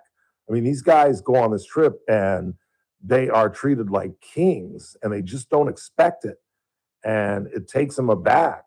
And as I've always said, you know, everybody thinks that the most emotional portion of the trip is when we get to the Vietnam Memorial, the Vietnam Wall there in the mall. And to a great extent, that's true, because now, obviously, as we get later into the 21st century, most of those veterans are Vietnam veterans. We still have a smattering of World War II veterans that are out there. We still have a smattering of World War II veterans that are going on trips. The last one that I went on Flight 52, a gentleman by the name of Billy Burke, who was 100 years old, was on that trip. He was a World War II veteran. Billy recently died. You hear Chris call in a lot, one of our loyal listeners. He was Mr. Burke's guardian on that trip. I got to sit with them on the flight, as a matter of fact, going and coming. And so we still have World War II veterans that are going. And these guys are taken aback, despite all the publicity that Honor Flight gets, and as much as I talk about it in the details and go back and broadcast from Virginia, they're still surprised at some of the things that goes on. We don't tell you everything that happens, but as I was about to get into, the real emotional portion of the trip is kind of the ending. It really is. And there's something that happens on the plane that I'm not going to talk about that really gets emotional to these guys. And then when they come home and you all are waiting for them in the airport, they're just not expecting that. Many of them haven't seen on the news. You know, these guys at their age, they're not really watching the news anymore. They don't want to be encumbered with the day's events. And so they've never seen the massive crowd that, you know, descends on at the airport and welcomes them home. And I cannot tell you how important that portion of the trip is to those men. 842-5376, 842-KERN. So again, Honor Flight Open, March the 23rd. That's a Monday. Just go to honorflightopen.com. In the meantime, let's check the board, see what you all are talking about. What do you got? Ralph, what is your understanding about the new freeway tax? I have no understanding of the new freeway tax. I'm not aware of the freeway tax. I don't own JR is saying it's the mileage tax. Oh, the 9 cents that Howard was talking about? Howard just broke it down for you. Yeah. Well, Mary in the chat room supported, because somebody was saying they didn't think it was 9 cents and wanted to know where Howard got that information. And I think Mary chimed in. Let me see what Mary said, Howard's wife. She said, in the New York Post, the projected estimates is 2 cents to 9 cents a mile. So Howard is, that's why we have regulars on the broadcast, because I know nothing about it. I don't own a vehicle. And not that it's not going to impact me, because it's going to impact Uber and Lyft drivers which means my food just got more expensive and my ride to work just got more expensive. We were just talking about that. Yeah, we were. Yeah, we were. I was trying to contemplate, should I get back on the road? What is the most responsible financial thing I could do? I still think I'm winning, believe it or not, by Ubering everywhere I go. Because I just don't think I would be able to drive that often, to be honest with you. I'm playing golf at 10:40 Saturday morning. We're going to finish at 11:40, 12:40, 1:40, 2:40, 3 o'clock in the afternoon. Chris, what do you think Mr. Cornejo and Mr. Zucchini and I and Don Mills are going to do after our round? I'll probably have one pop. We're going to have 1 or 2 pops. Yeah. We're going to have 1 or 2 pops. So I can't drive to play golf. I've got a date Saturday night, Chris. How many pops do you think I'm going to have? At least 1 or 2. 1 or 2. Can't drive there. I mean, it's a sad state of affairs. I'm willing to concede that. Little brother can't drive because he has to have a pop or 2. But that's the reality. That's reality. At least you're responsible enough to know that. Thank you. Thank you. Appreciate that. And I just think in the long run, I'm spending like $20 a day getting back to and from work. It's $100 a week, $400 a month. That's a car payment. And my insurance will be out the roof, and with registration and now this nonsense, I think I'm breaking even. I really do. The only problem with Ubering everywhere you go is when you have to run errands. Like last weekend when I spent a fortune when I went out to the Valley Plaza, and then I went to not TJ Maxx. What is the place across the street from TJ Maxx? The clothing store. It's Ross. Yes, Ross. I went down the street to Ross, Dress for Less, and then I had to come back and pick up my drugs at Komodo. When you do like 2 or 3 trips in one day, you're looking at like $40, $50 just to get around. And you're obviously going places and spending money. So, Saturday afternoon, just getting stuff done, I probably spent, it was last weekend, not this past weekend. I played golf this past weekend. The weekend before that, I must have spent $150, $200 just buying things and on getting around. But hope you'll be with us. It's going to be a fun day. I think we're going to have some outstanding weather this year. We've been kind of plagued with March rain, but I think we're going to slide by that this year. It's March 23rd. It's a Monday. And just go to honaflightopen.com. Let's go ahead and take a break. And we come back, we'll check the board and see what you all are talking about. Coming up at the top of the hour, we're going to have a little fun. Chris Riley is in town. He's a former PGA professional, Ryder Cup team member, played against and with Tiger Woods. He's a PGA Tour winner. He's 52 years old, trying to get back into the game after leaving it to go down San Diego way and coach the Aztecs for about 4 or 5 years. He wants a bit of that $150,000 purse. It's up for grabs next week out at Bakersfield Country Club. We'll talk with Chris at 5:05. Lindsey Vonn is trying to overcome the Titanic with her titanium knee. Did I get that right that time? Yeah, that time. Okay. And a torn left ACL. This could be better than Nadia Comaneci, Usain Bolt, Simone Biles. This could be one of the greatest. If she screws around and gets any kind of medal, if they hang anything around that woman's neck, this will be the greatest Olympic story since Jim Thorpe. Go look it up. I don't have time. Just go look it up. And they took him back from him. Just go look it up. Just look it up. Quick time out. We're coming right back. CRBS on a hump day. News Talk 96.1 and AM 1180 KERN, where we stream live at kernradio.com. News Talk 96.1. Big Mike. KERN. Thursday's Armstrong and Getty show may be the biggest story not getting enough attention. President Xi of China purged his military of a bunch of top generals. This could have great global ramifications. Plus, no offense to anybody, but Gen Z is believed to be the first generation in history to be less intelligent than their parents. Oh boy. The science behind this truly hurtful conclusion. Next Armstrong and Getty Show. Weekdays noon to 2 on News Talk 96.1 and AM 1180 KERN. I told you about Mike Arieh yesterday, Garces boy who went on to the National Football League and played for Bill Parcells, played with the Green Bay Packers. Well, he's transitioned to one of the best caterers in town. For more than 25 years, Mike Arieh has been running Big Mike's Ragin' Barbecue. And it doesn't matter what your event is, Mike is there for you, whether it's a corporate event, a wedding, a business luncheon, sports event, birthday, graduation, whatever it is.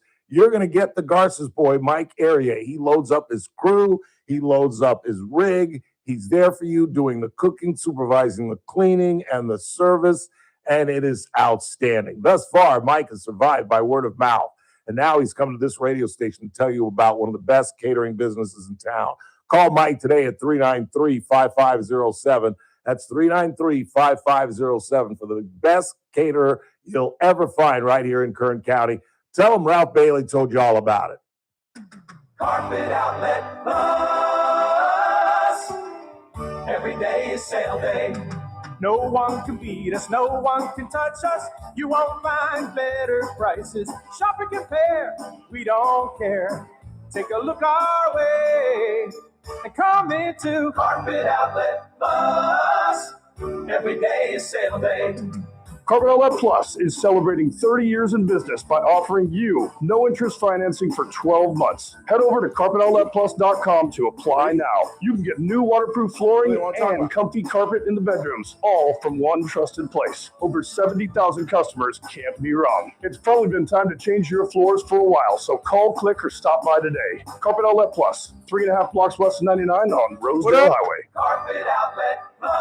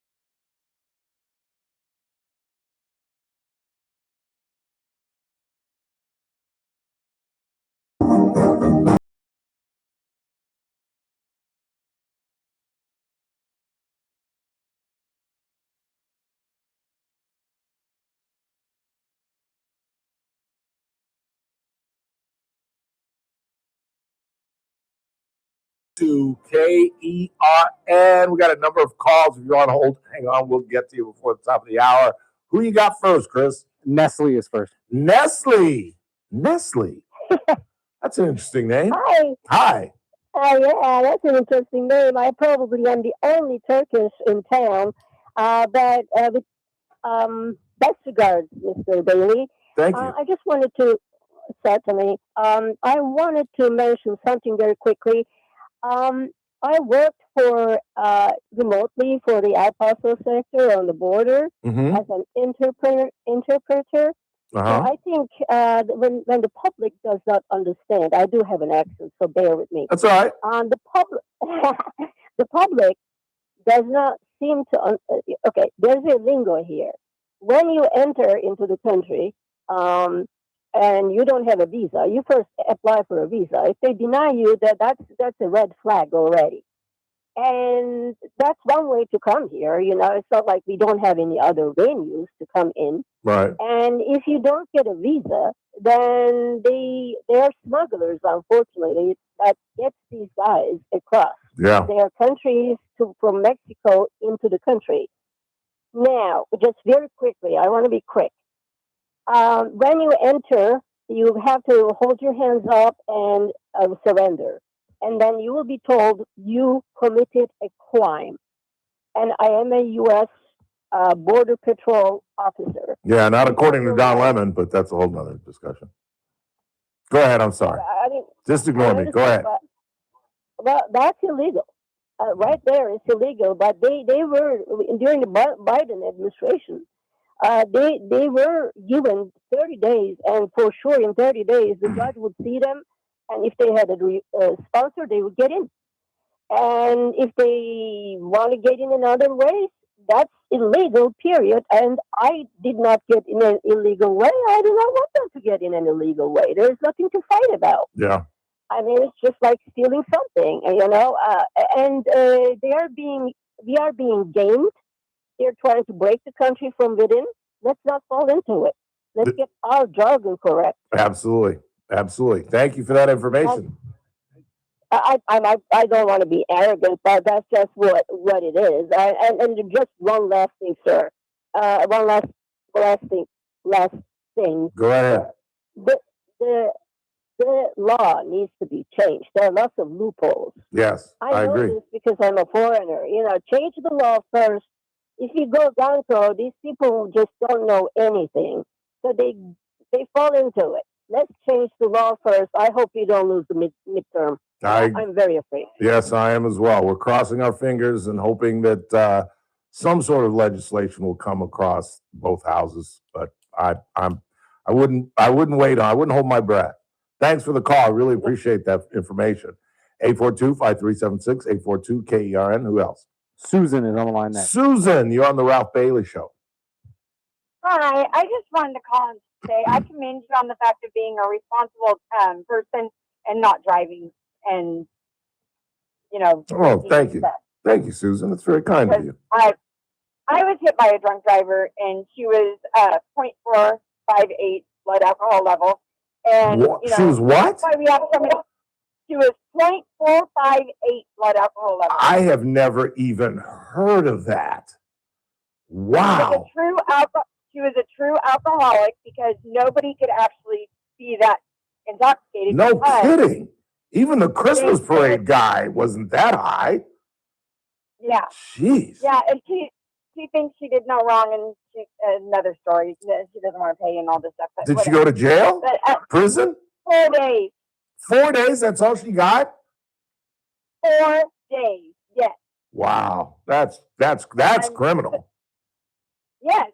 And I'm like, you know, this is the problem with our town or whatever country, whatever. It's because these drunk drivers and these under the influence of whatever, they think, oh, I can drive, I can do it, and then they hurt people. Yeah. And that's just, it's not right. And I commend you on the fact that you're responsible, and you know, hey, in the long run, I know your shopping costs you a little bit more, but you know, in the long run, you're saving a lot more money because of not having jail time, Yeah. hurting somebody, or something like that. Yeah, it's crazy. It's absolutely crazy. And that's why I've adopted the idea.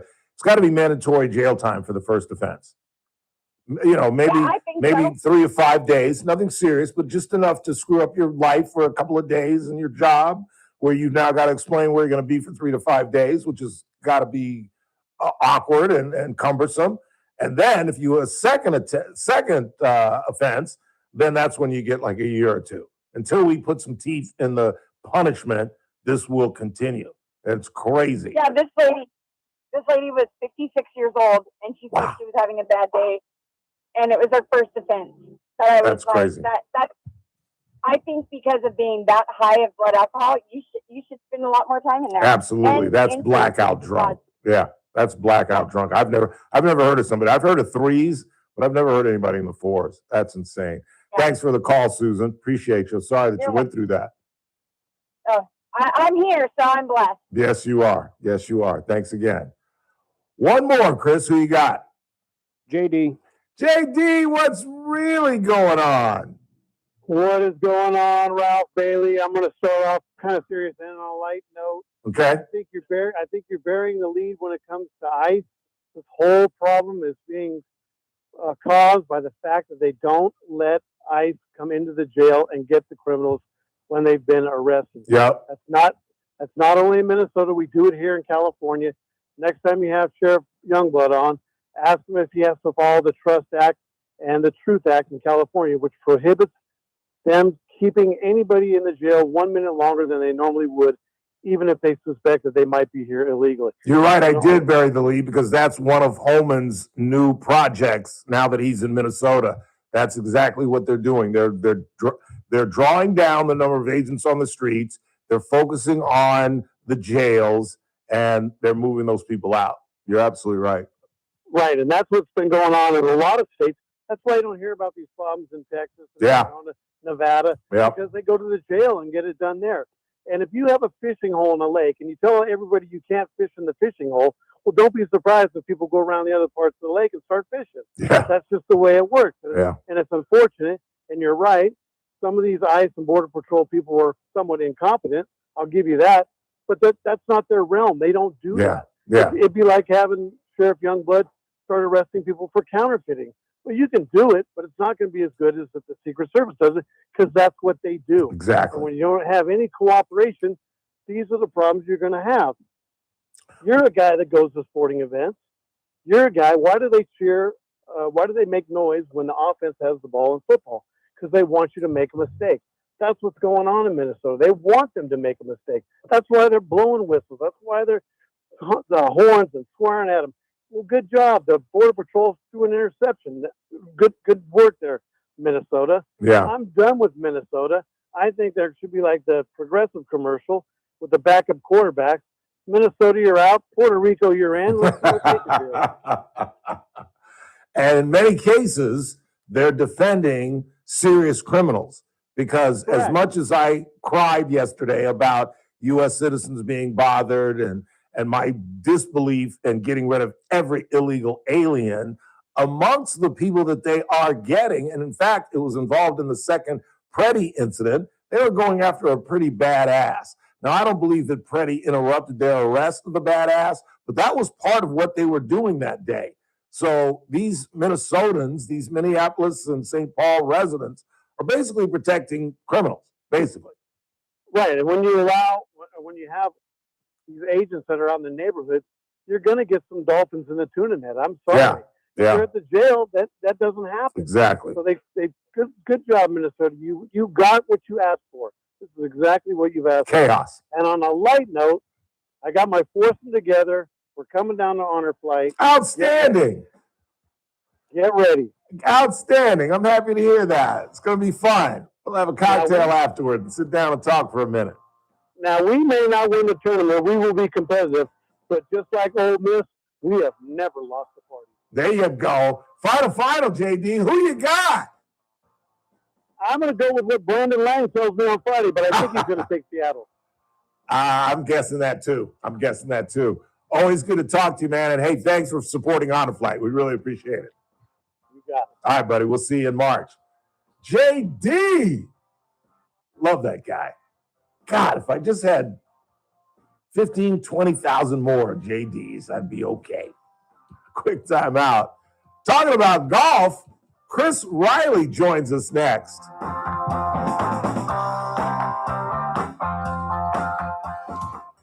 This is AM 1180 KERN Green Acres. This is 96.1 FM Bakersfield. Online at KERNradio.com.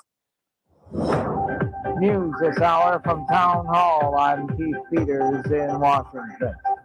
Fulton County, Georgia has filed a federal court motion looking to retrieve documents from the 2020 election. The FBI seized the documents last week from a warehouse near Atlanta. The motion also requests the unsealing of a law enforcement agent's sworn statement. That statement was presented to the judge who approved the search warrant. The motion isn't being released because the case is under seal. The search took place January 28th at Fulton County's main election facility. President Trump stands by his contention that the balloting in Georgia in 2020 was rigged. Rich Thomason reporting. New York and New Jersey are suing the Trump administration over Gateway Tunnel funding. The lawsuit is over billions of dollars in frozen federal funding for the project as a critical deadline looms on Friday. $16 billion was put on hold, money to pay for the tunnel, as well as funds to repair the existing tunnel, which is more than a century old.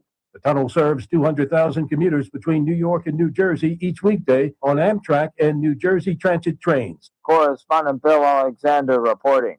Senate Majority Leader John Thune says it's important that the congressional debate over Homeland Security funding stay on track and not harm the importance of immigration enforcement. We do not want these negotiations evolving into something that makes it harder to deport and detain dangerous illegal aliens that are in this country. That bill needs to be focused on protecting and ensuring that law enforcement officers are safe in their jobs, able to do what the American people expect them to do, and deport and detain dangerous illegal aliens. Thune was interviewed on the Salem Radio Network. A mixed day on Wall Street with the Dow up by 260 points, the Nasdaq dropping 350, with the S&P 500 index declining by 35. More at townhall.com. Is your dog a picky eater, scratching all the time, eating grass, or licking their paws until they're raw? If so, your dog's trying to tell you something. Greetings, naturopathic Dr. Dennis Black, founder of Rough Greens here, and you may not know what your dog means, but I do. They're trying to tell you that his digestive tract is in distress. He needs live probiotics and enzymes, and guess what? You can't get that from kibble. It's not in there. The good news is you don't have to change his food to improve his health. Just add a scoop of Rough Greens. It's America's #1 nutritional dog supplement for a reason. With live vitamins, omega oils, antioxidants, enzymes, and probiotics, just sprinkle it on your dog's food and watch them come back to life. More energy, shinier coat, better digestion, all in 90 days or less. Want a happier, healthier dog? I'll send you a free Jumpstart trial bag. You just cover the shipping. Go to roughgreens.com. Use discount code PICKY. That's RUFFgreens.com. Discount code PICKY. Rough Greens. So good, your dog will ask for it by name. From the KERN Newsroom, your live and local news update on News Talk 96.1 and AM 1180 KERN. Revitalization and a point of pride. I'm Chris Davis. That's how Governor Newsom describes the high-speed rail project, much of which is centered in Kern County. This is not just a transportation project. This is about reimagining the future of this region, one of the fastest and most dynamic regions, fastest growing in the state of California. It's a point of pride, and it's also about pride. That speech was during his Tuesday visit to the site of the Southern Railhead facility, the completion of which was announced this week, and which means that construction of the actual rail system can begin. 2 men have been arrested for their attempts to consort with a 13-year-old, and one of the men, who is from Shafter, was found in the teenager's bedroom closet in Corcoran State Police there. That incident was Sunday night, and once police got the call after 10 p.m., they say they found 22-year-old Noah Salinas in the bedroom closet. They say he had ammo in the car, but no gun. The investigation also led to the arrest of a 23-year-old man from Corcoran, who they say had been texting the teenager.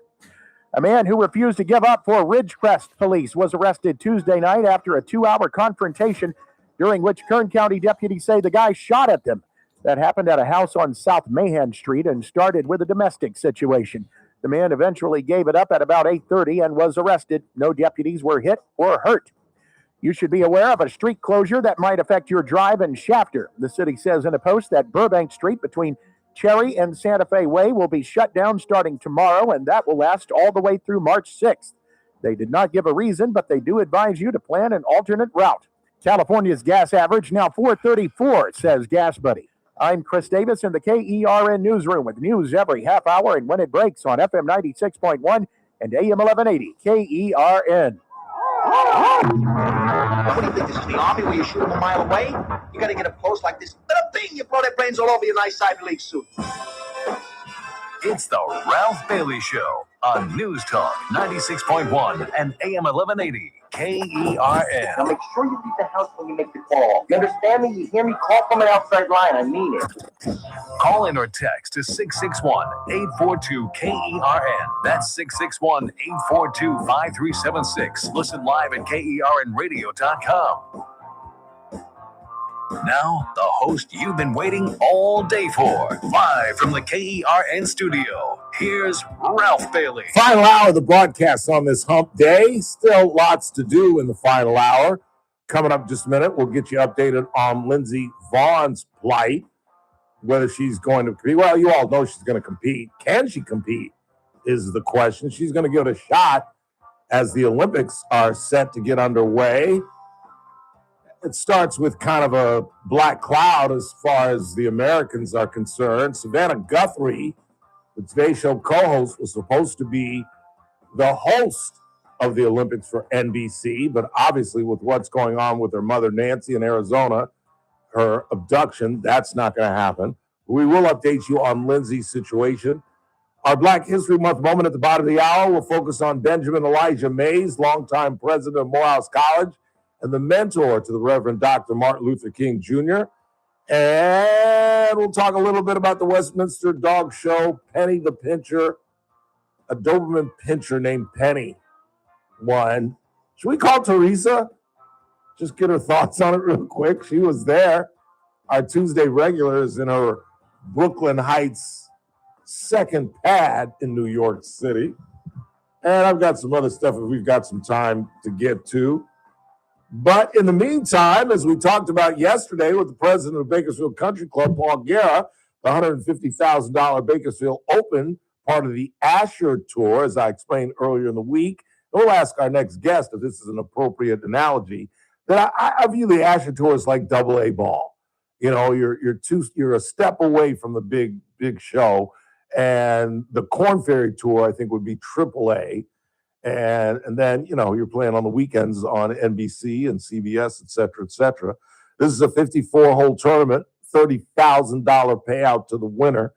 And we got a lot of local kids who we'll tell you about later on and we'll be talking with later in the week. And the Pro-Am is Monday, and the fellas get to kind of just knock it around on Tuesday, get used to the course. Then they'll stick it in the ground for real on Wednesday. There's a 35% cut on Thursday, and then the winner will be crowned Friday with, again, a $30,000 purse. And joining us is San Diego resident Chris Riley. And if you are a biggest fan of golf as yes, you know Chris Riley. He was a 2004 Ryder Cup member. He's competed with and against Tiger Woods. He lost in the playoff to John Daly. He's a PGA Tour winner. And now at the age of 52, after going down to San Diego and coaching the Aztecs for a couple of years, wants to get back on the tour, and he joins us live. Chris, are you in town already? Chris Riley, folks.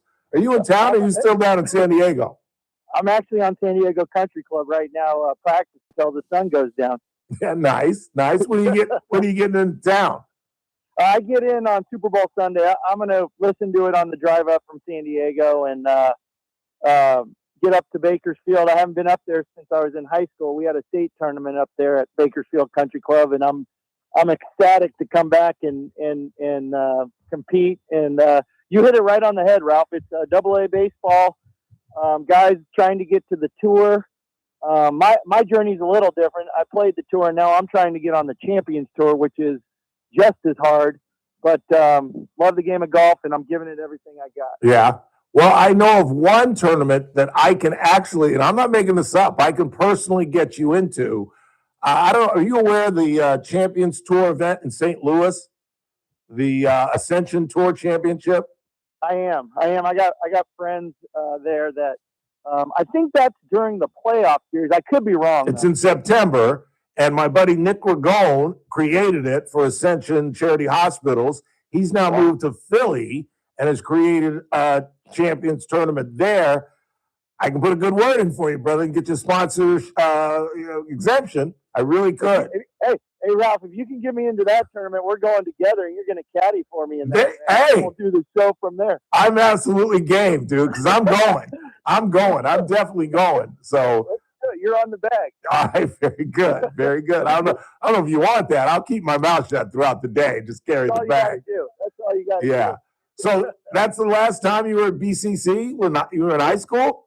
1989. I was a freshman down here in San Diego, and our team traveled up there. And there was a girl named Lisa Kiggins. I don't know if these names ring a bell. Billy Faith.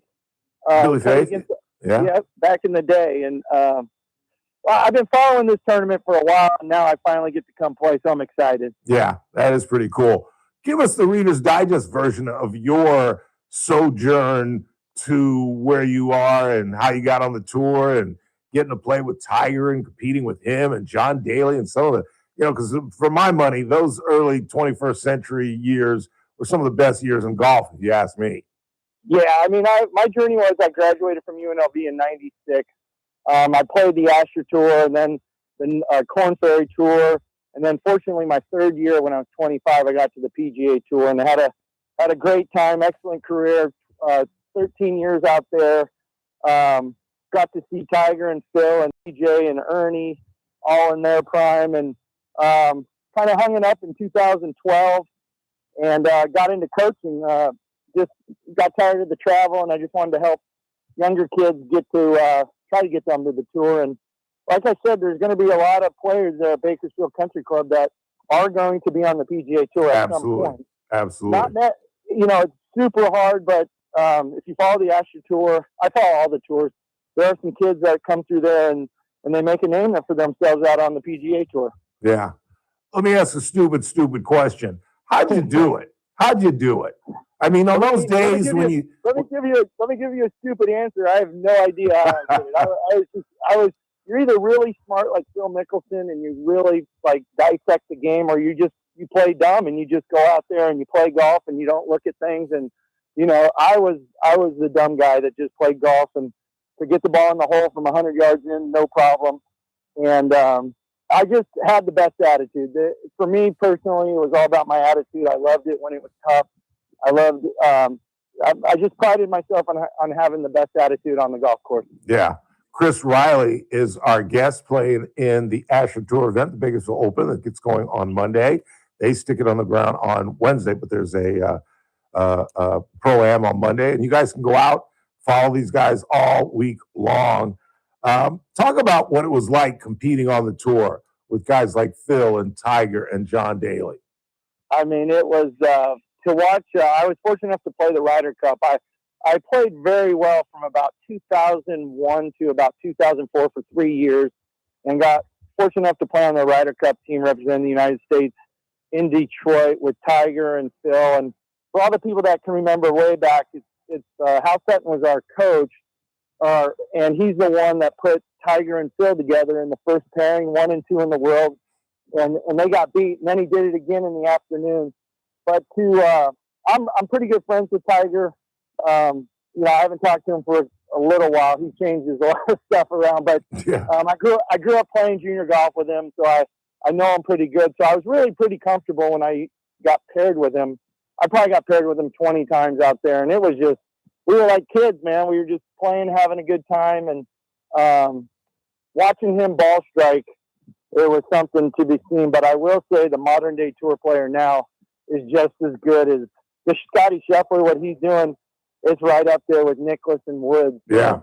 It was amazing. It was amazing. You live out your childhood dream and play golf for a living. Anytime you can say you play something for a living, you're doing pretty good. No kidding. Oh, kidding. Talking with Chris Riley, former PGA member, trying to get on the Champions Tour.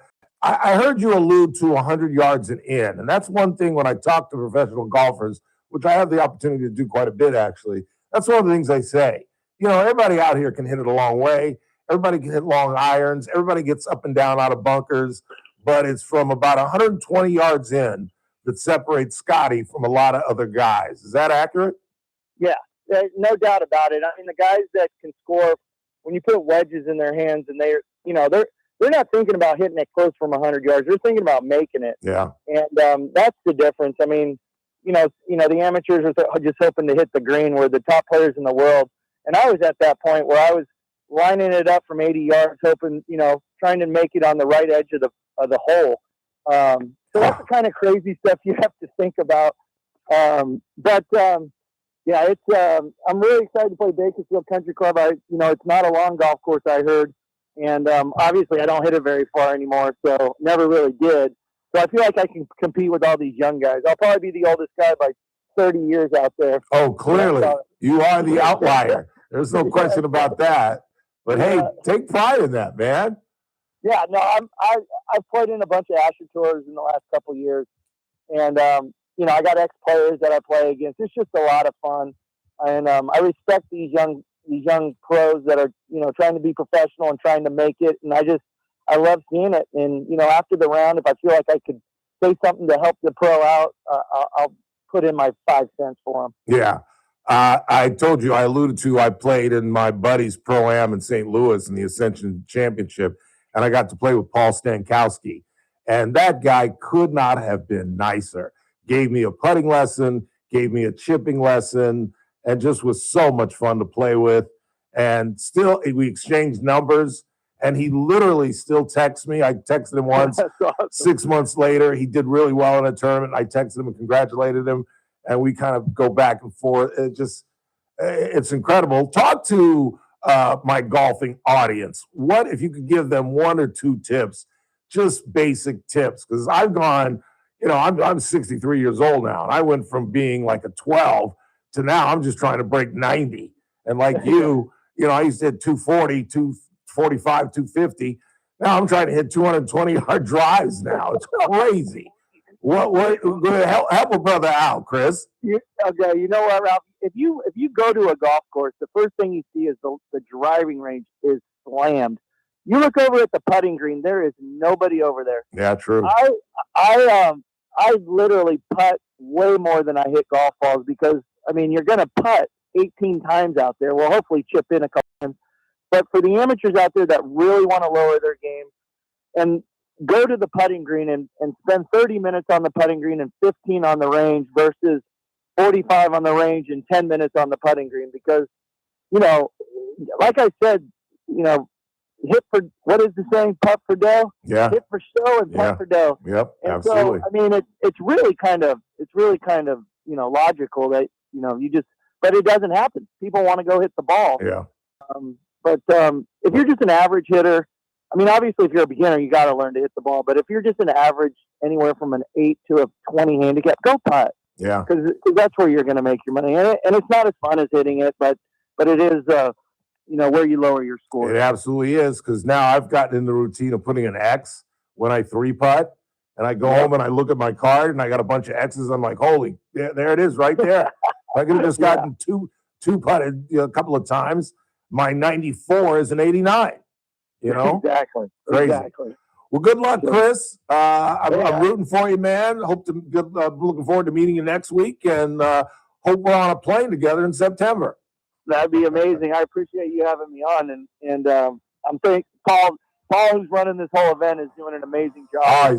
I get to play. I've never met him, but I get to play with him Monday. I'm super excited.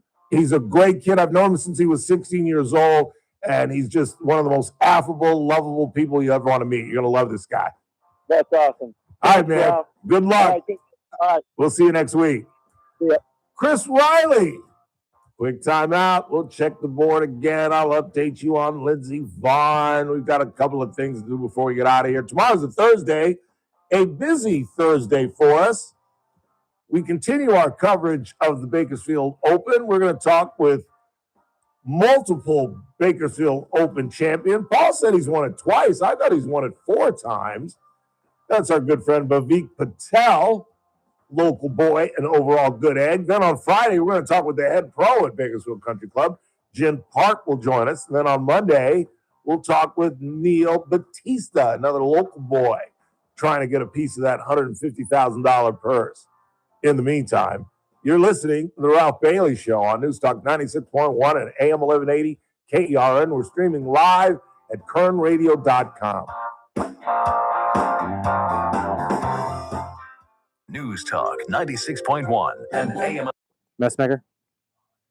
It's the JR Show. The city council, the folks inept and all that run our city don't even make $3,000 a month. But you mean to tell me a board of 5 that oversees 26,000 kids that meets once a month, and again, you can call in and tell me they meet more than just once a month, JR. You know, they go out to schools and they meet with teachers and they discuss other things at other times with different, $3,000 a month.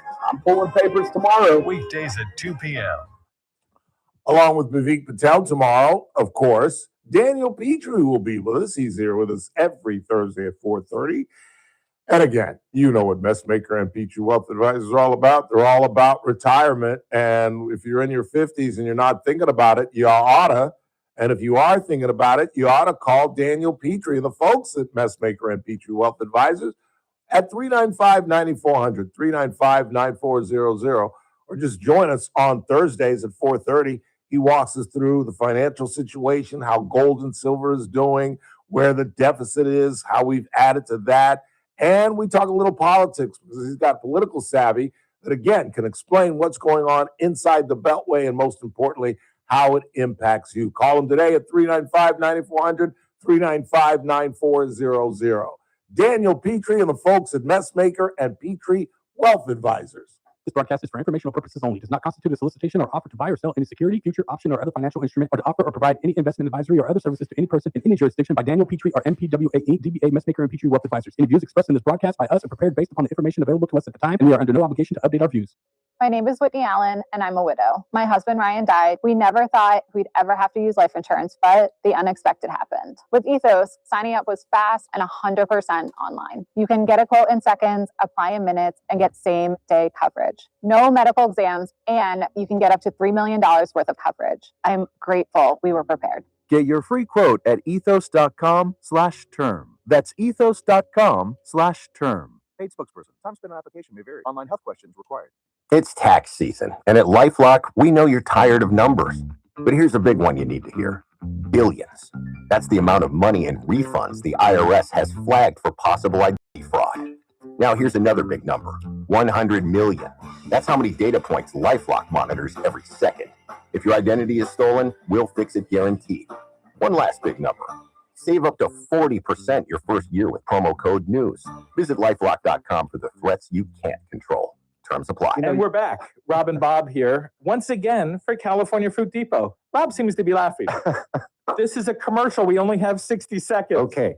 We need to sell citrus and nuts. Dates, nuts, dried fruits. We need to tell people where we are as if they can't do it by Google. And if you don't know where we are by now, you're not listening enough. You're really not listening. Get in your car, drive around, and Here's listen. something that you're going to pay attention to. I would to, and I hate to get political, I would like to merge Kern County with San Luis Obispo County. That's a great idea. We can do a lot with it. What took you so long? They can use our resources. We can use their resources. Oceanfront property for us. Listen, oil, ag, and beach. Moving on. We need a tag phrase at California Fruit Depot. Oh, okay, yeah. The one we've been using is, it's just like Disney, but with only citrus. I think it's too complicated, way too long. And the cease and desist letters are stacking up high. Enough about this foolishness. Just visit California Fruit Depot. Come on out to Edison and say hi. I mean, what a pro. The Clay Travis and Buck Sexton Show, live 9 to noon. Now, back to the Ralph Bailey Show on News Talk 96.1 and AM 1180 KERN.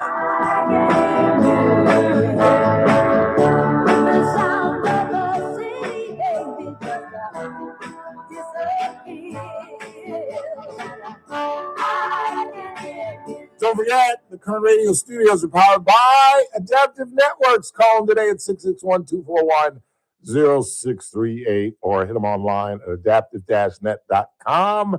And if you missed it, we had owner-operator Ryan Van Alstein and one of his chief engineers on the program. If you missed it, just go to YouTube and go to the first hour of the broadcast. In the meantime, let's check the board, see what you all are talking about. What do you got? The high-speed train is simply about money funneling from one corrupt organization to another. Anyone or whoever believes this is actually being done as an actual transportation project doesn't have a brain in their head. I don't know why either Mr. Fong or Mr. Valadeo do not begin some sort of investigation.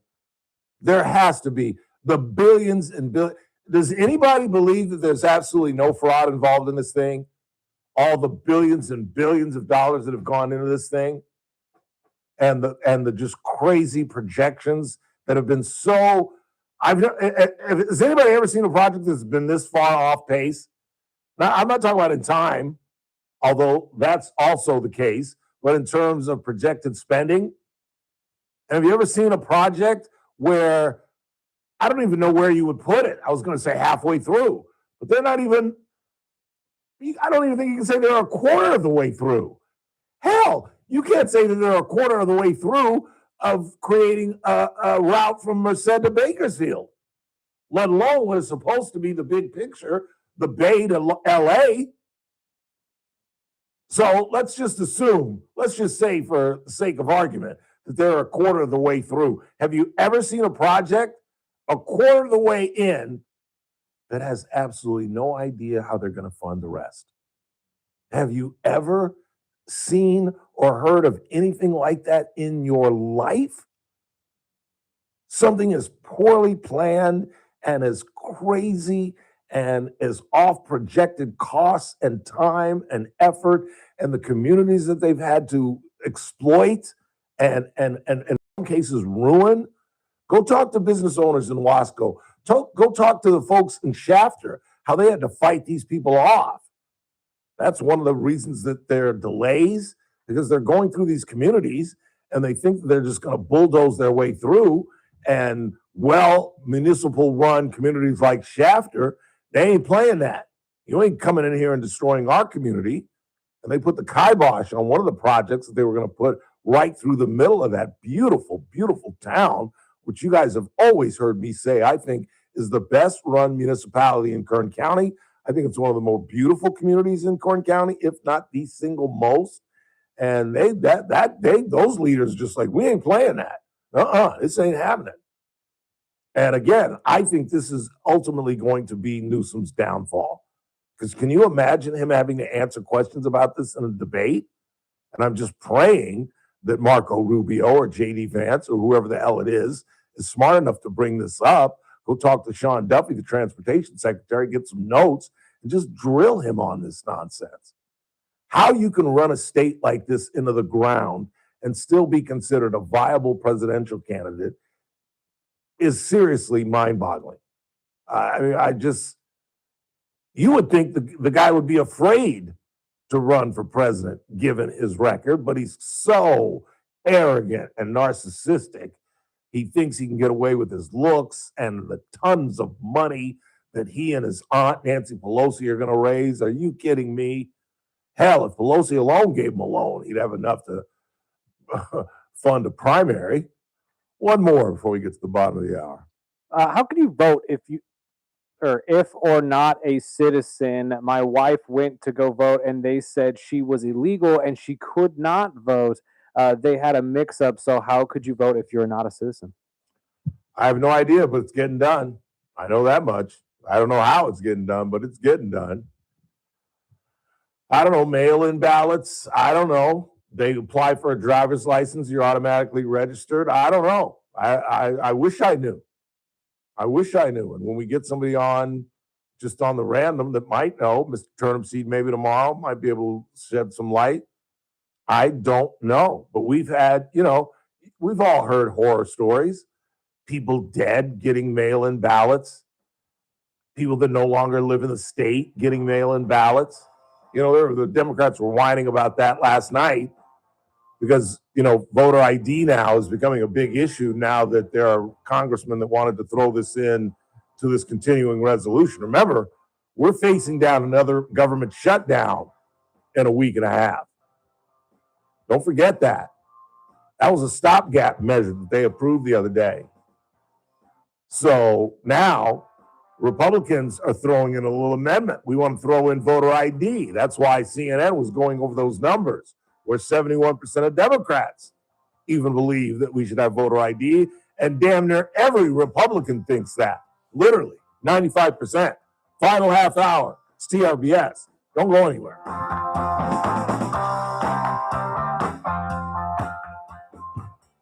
News Talk 96.1 and AM 1180 KERN. With SRN News, I'm Keith Peters in Washington. The Supreme Court allowed California to use a new voter-approved congressional map that's favorable to Democrats in this year's elections, rejecting a last-ditch plea from state Republicans and the Trump administration. No justices dissented from the brief order. The justices have previously allowed Texas's Republican-friendly map to be used in 2026. Call Coconut President Trump is taking steps toward installing a statue of Christopher Columbus near the White House. The statue, previously tossed into Baltimore's harbor during protests, is owned by the Italian-American Organizations United. The group signed an agreement on Wednesday to loan it to the federal government. On Wall Street, the Dow by 260 points, the Nasdaq dropped 350, the S&P lower by 35. We'll do, this is SRN News. News Talk 96.1 and AM 1180 KERN. From the KERN Newsroom, your live and local news update on News Talk 96.1 and AM 1180 KERN. The construction of the actual track for the high-speed rail system can now begin. You want to be big, you got to be big in big things. This is the only high-speed rail system of its type anywhere in the United States of America. That's a clip from Governor Newsom's Tuesday speech out at the Southern Railhead facility, celebrating completion of that phase of the project this week. A standoff in Ridgecrest last night lasted about 2 hours and ended at 8:30 with the arrest of a man Kern County deputies say shot at them during the confrontation. No deputies were hurt. The man's name has not been released. 22-year-old Noah Salinas of Shafter is under arrest after police in Corcoran say he was found in a 13-year-old's bedroom closet Sunday night. I'm Chris Davis in the KERN Newsroom with news every half hour and when it breaks on FM 96.1 and AM 1180 KERN. The following is a paid advertisement by Family Vacation Getaways with the purpose of soliciting sales of vacation ownership. You're For ready complete with details, Sam Cook. visit FVGradio.com. If you want 100% complimentary stay at a luxury resort in Cancun, airfare not included, then Family Vacation Getaways is your ticket to paradise. See website for complete details. We're giving away 5 days and 4 nights to the first 50 callers who can name an animal that lays eggs and is not a bird. An animal that lays eggs and is not a bird. Do you know it? Call now, 800-417-6411. 800-417-6411. You're also eligible for an exciting bonus vacation to Orlando, Florida for just $498. And don't worry about anything ruining your plans. We can extend your travel up to 18 months. Name an animal that lays eggs and is not a bird, and you get a complimentary Cancun resort stay and an optional bonus vacation to Orlando for just $498. What are you waiting for? Call 800-417-6411 and give us your answer. The proceeding is not a contest and is a paid advertisement by Family Vacation Getaways and not sponsored by this program or its affiliates. Start your day right. First Look with Scott Cox, 6 to 9 a.m. On the Thursday edition of the First Look program, still trying to work myself into a lather about the Super Bowl halftime show. We've got the latest now. Elon Musk apparently has popped up in the Epstein files. We'll have all the latest in news, traffic, and weather. It's all happening 6 to 9 a.m. right here at News Talk 96.1 and streaming live on the internet at kernradio.com. First Look with Scott Cox, 6 to 9 a.m. News Talk 96.1 and AM 1180 KERN. You're listening to The Ralph Bailey Show. Catch me weekday morning 6 to 9 a.m. on First Look with Scott Cox, News Talk 96.1 and AM 1180 KERN. KERN.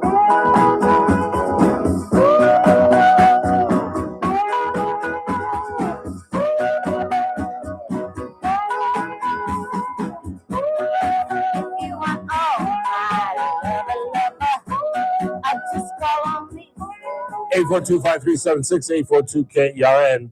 I didn't complete tomorrow's guest list. Tomorrow we're going to talk with, obviously, Mike Turnipseed, Daniel Petrie at 4:30.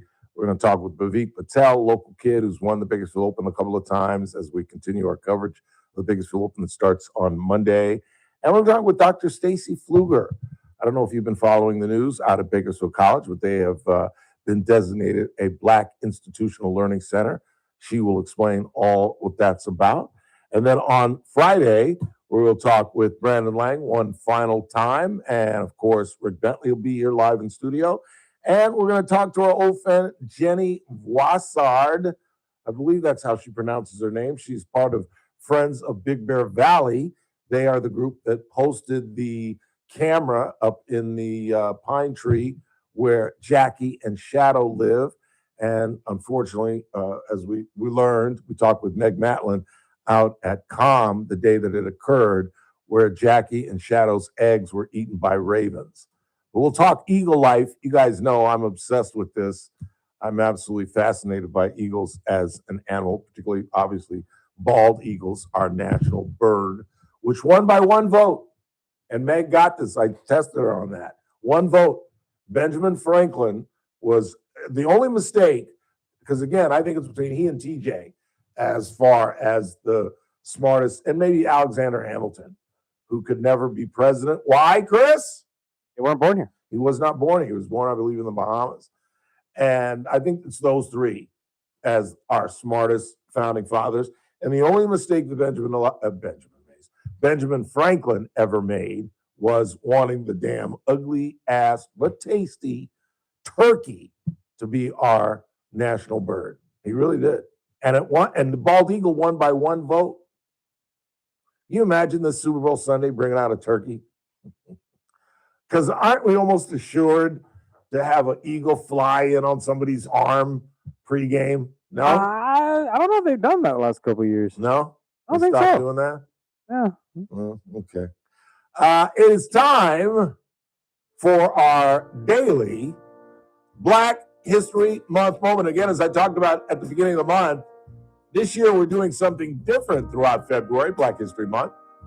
We're highlighting folks that most of you have never, ever heard of. And we begin today with Benjamin Elijah Mays.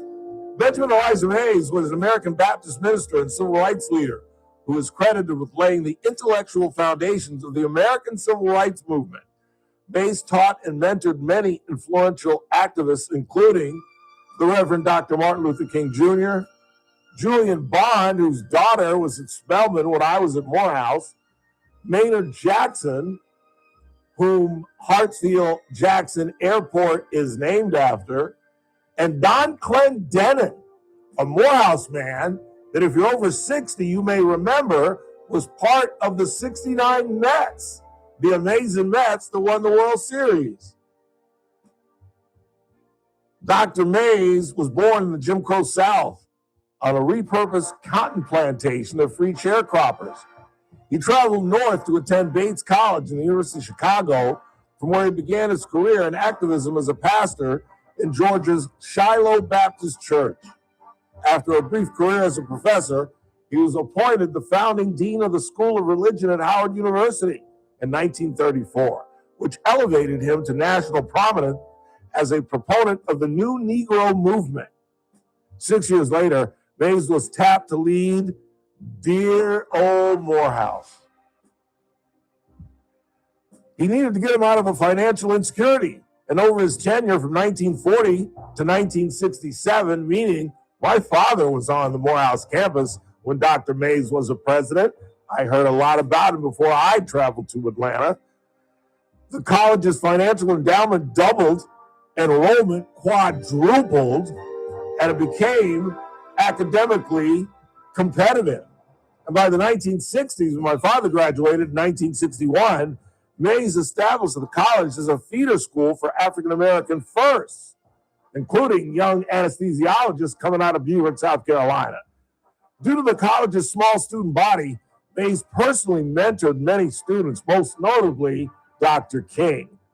The two first met in 1944. King was known as Mays', quote, spiritual son, and Mays his intellectual father. After King's I Have a Dream speech at the March on Washington for Jobs and Freedom in 1963, Mays gave the benediction.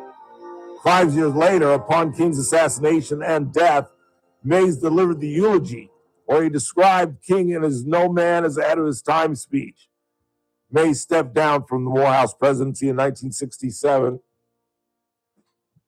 continuing to work as a leader in the African American community through national social tours. He presided over the Atlanta Board of Education from 1969 to 1978, where he initiated the racial desegregation of Atlanta. Benjamin Mays died March 28, 1984 in Atlanta, Georgia. He was initially buried at Southview Cemetery, but in May 1995, his body was entombed on the campus of Dear Old Morehouse College, along with his wife, Sadie, my grandmother's name. Morehouse College established the Benjamin E. Mays Scholarship shortly after his death. Boston University professor Lawrence Carter described Mays as, quote, one of the most significant figures in American history. And most of you, until this moment, had never heard of him. Benjamin Elijah Mays.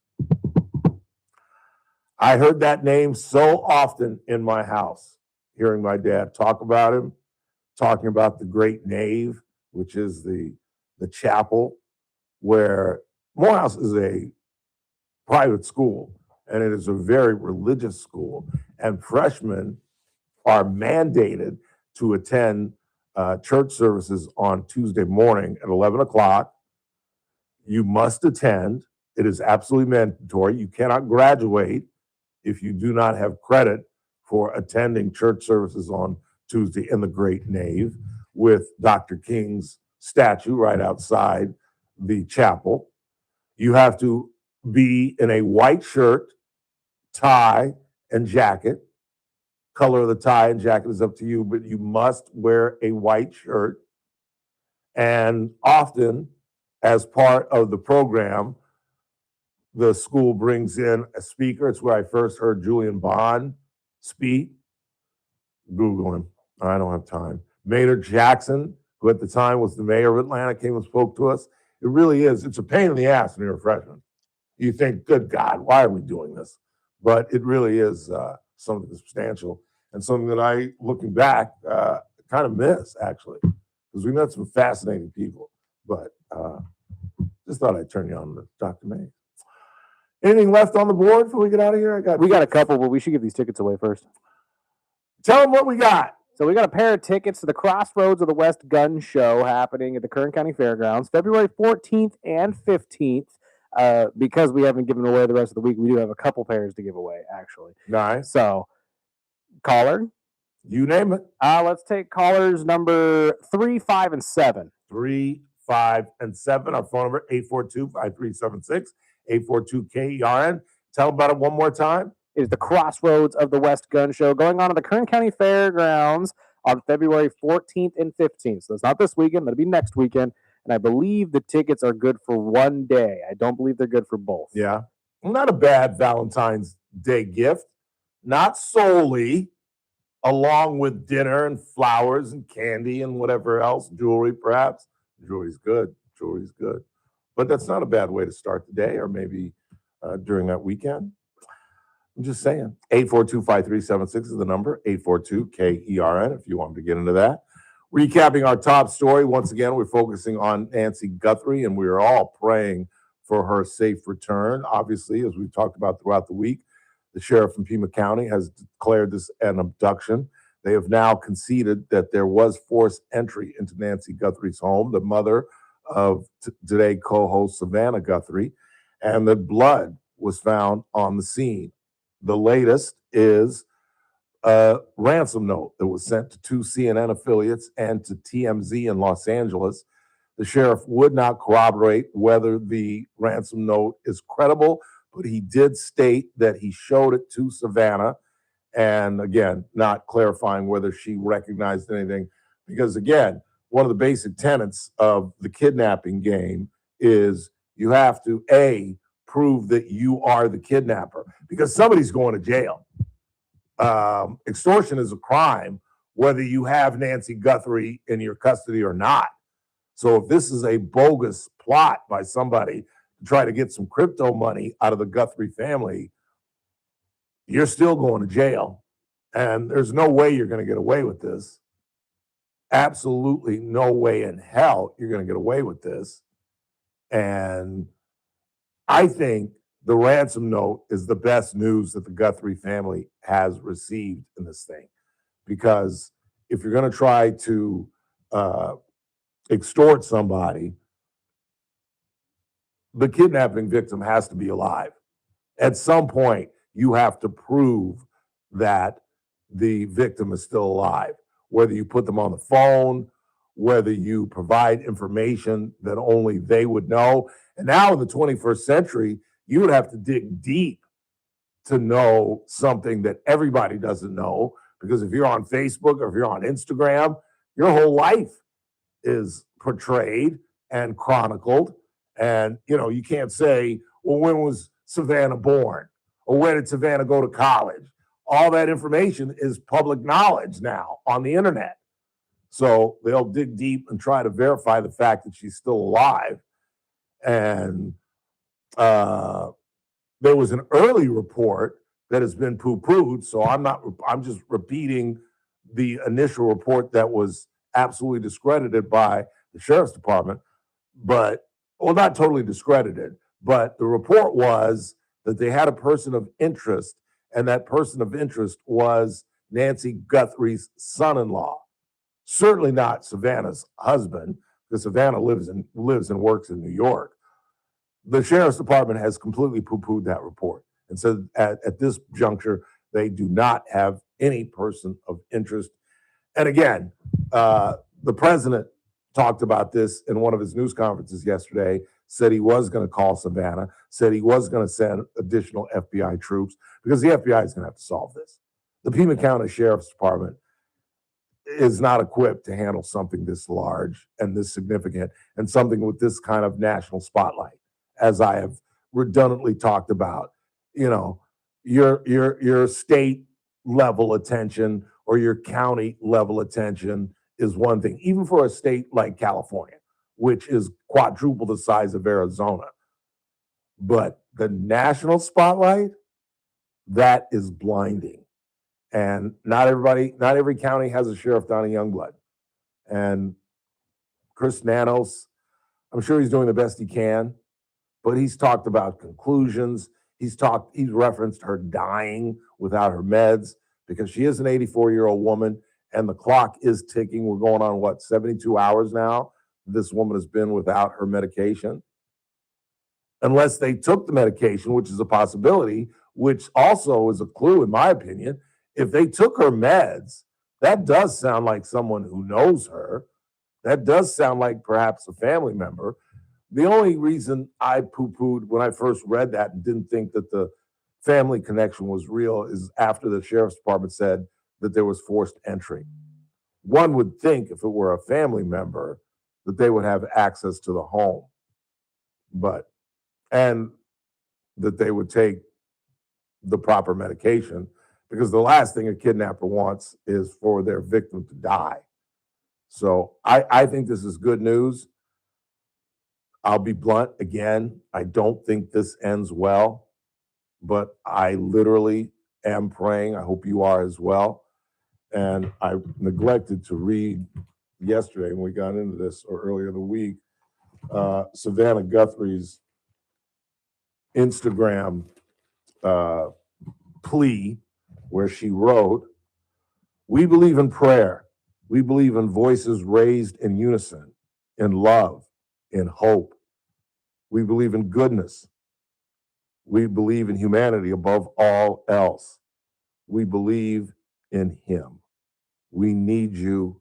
Bring her home." I cannot imagine. I cannot imagine. And there's only one thing worse. There's only one thing worse, and that would be to lose a child like this. But it is obviously, at 84, she led a great life, but losing a parent, we're supposed to lose parents, but not like this. Not like this.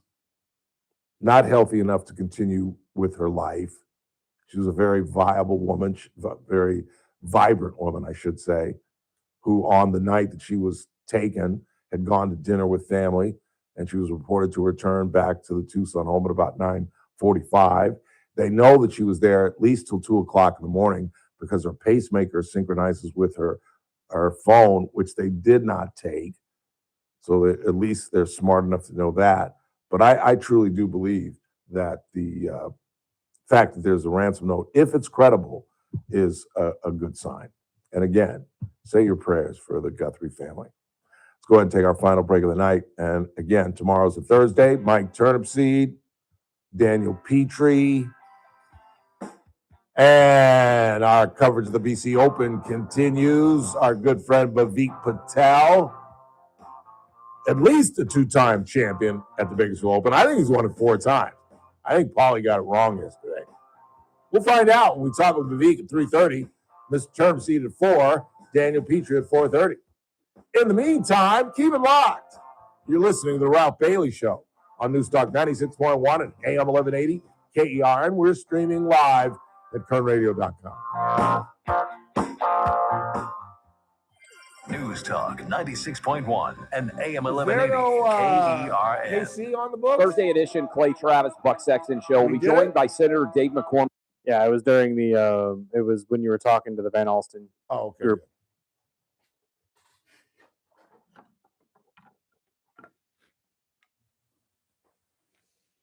Whenever you're ready, by the way.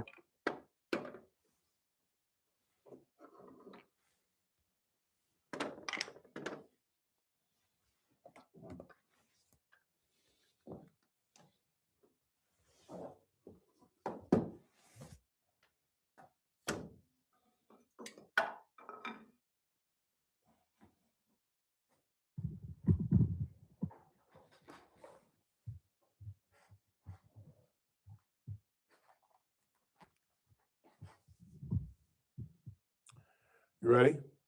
3, 2. So there is arrogant ass Gavin Newsom in the middle of Wasco, patting himself on the back, telling Texas to eat their heart out because they can't get anything done. But yet, Newsom is in charge of one of the biggest boondoggles in the history of the state. They're still working on that treasured route, Merced to Bakersfield. And how much is that going to cost you? And who the Sam Hill wants to go to Merced? Vince Vaughn, Valadao, they should get into this thing because I'm telling you, I bet this thing is ripe with fraud, and hopefully this will be his presidential downfall. 3, 2, it's that man again. Look what's coming up on the Thursday TRBS. We're going to meet one of the players competing in the BC Open, a multiple BC Open winner and local boy, Bhavik Patel. It's a Thursday, so Mike Terpsey and Daniel Petrie will join us as well. All that and me at 3. It's TRBS. News Talk 96.1 and AM 1180 KRN. I'll see you at 3.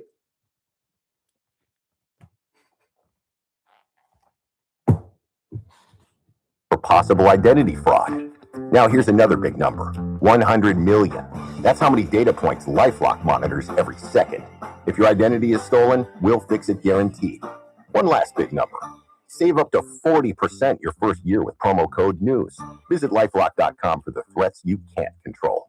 Terms apply. Big tax changes this year could mean a bigger refund, and Jackson Hewitt knows how to get you your biggest. You'll get $100 just to try us. That won't make you filthy rich, but definitely gas plus groceries rich. And since we know all the new tax codes, you could get thousands back, which would make you low-key loaded. Or at least wealthy adjacent? Go with our trusted pros and get $100 to switch. Rest easy. Jackson Hewitt's got your taxes, guaranteed. Limited time offer for new clients. Participating locations only. Details at jacksonhewitt.com. Here's a tale of Linda trying to lose weight, but the med prices she found were all over the place. Hidden fees and markups made her jaw drop low. Then she found GoodRx. Now she's in the know. GLP-1 subscriptions FDA approved. With clear upfront pricing. And same-day pickup. That's GoodRx, the no-nonsense way. Save time and money on prescriptions. Get to goodrx.com/weight loss. GoodRx is not insurance. I'm JR Flores. Catch my show, The JR Show, weekdays at 2 p.m. Now,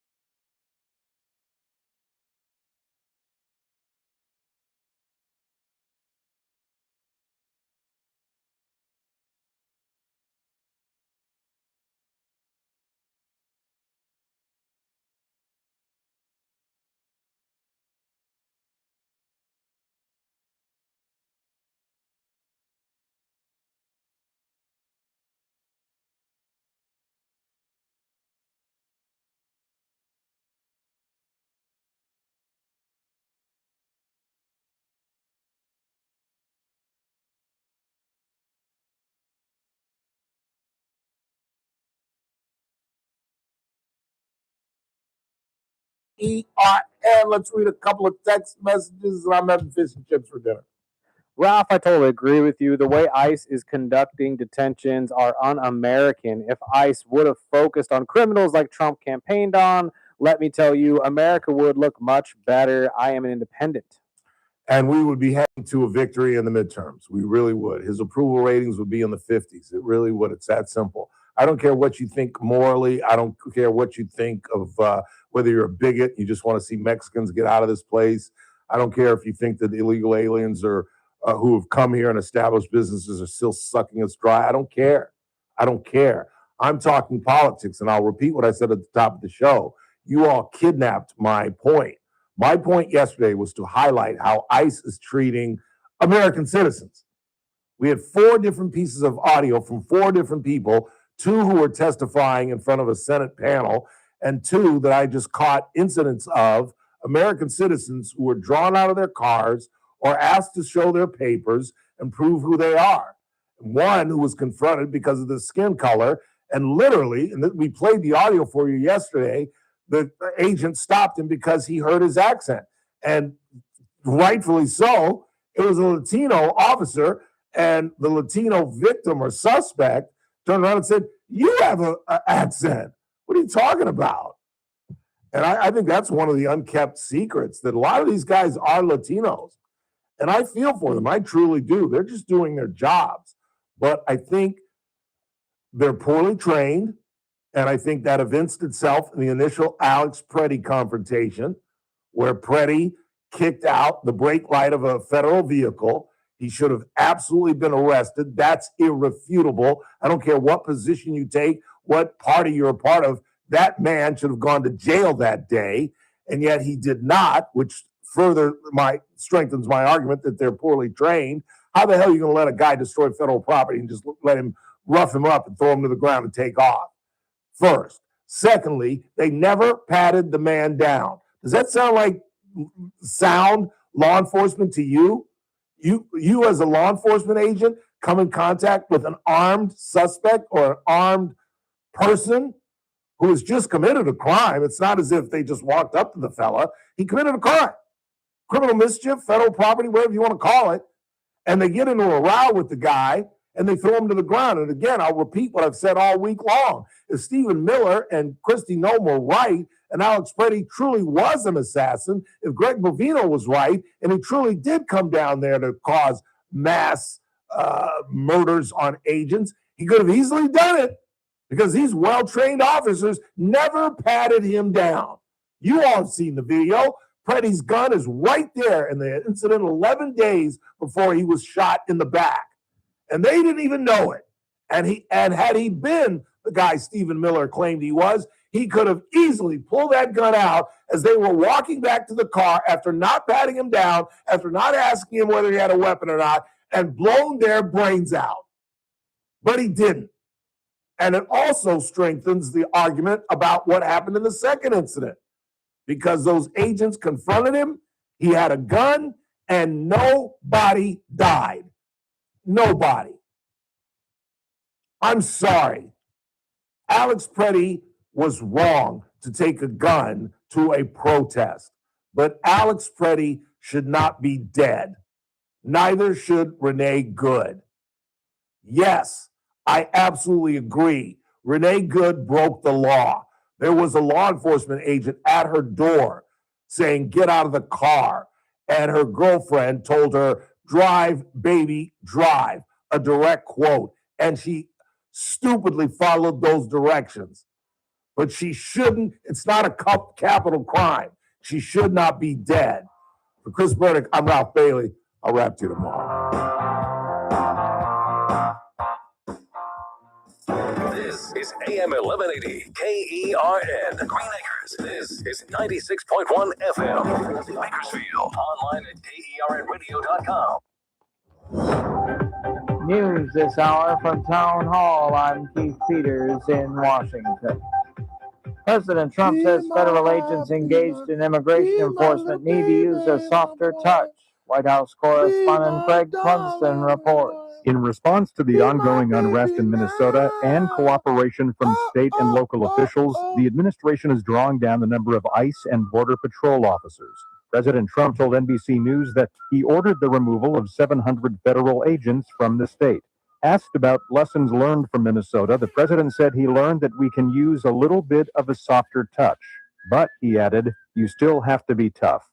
Greg Clugston, Washington. We're learning more about the health issues of Today Show host Savannah Guthrie's missing 84-year-old mother, who is said to desperately need her medication. A Pima County Sheriff's dispatch call regarding the search for Today Show host Savannah Guthrie's mother, Nancy, on Sunday, captured by Broadcastify, describing her as a white female, 84 years old, adding she suffers from high blood pressure, has a pacemaker, and cardiac issues. The Pima County Sheriff says she needs life-saving medication. Meanwhile, officials are investigating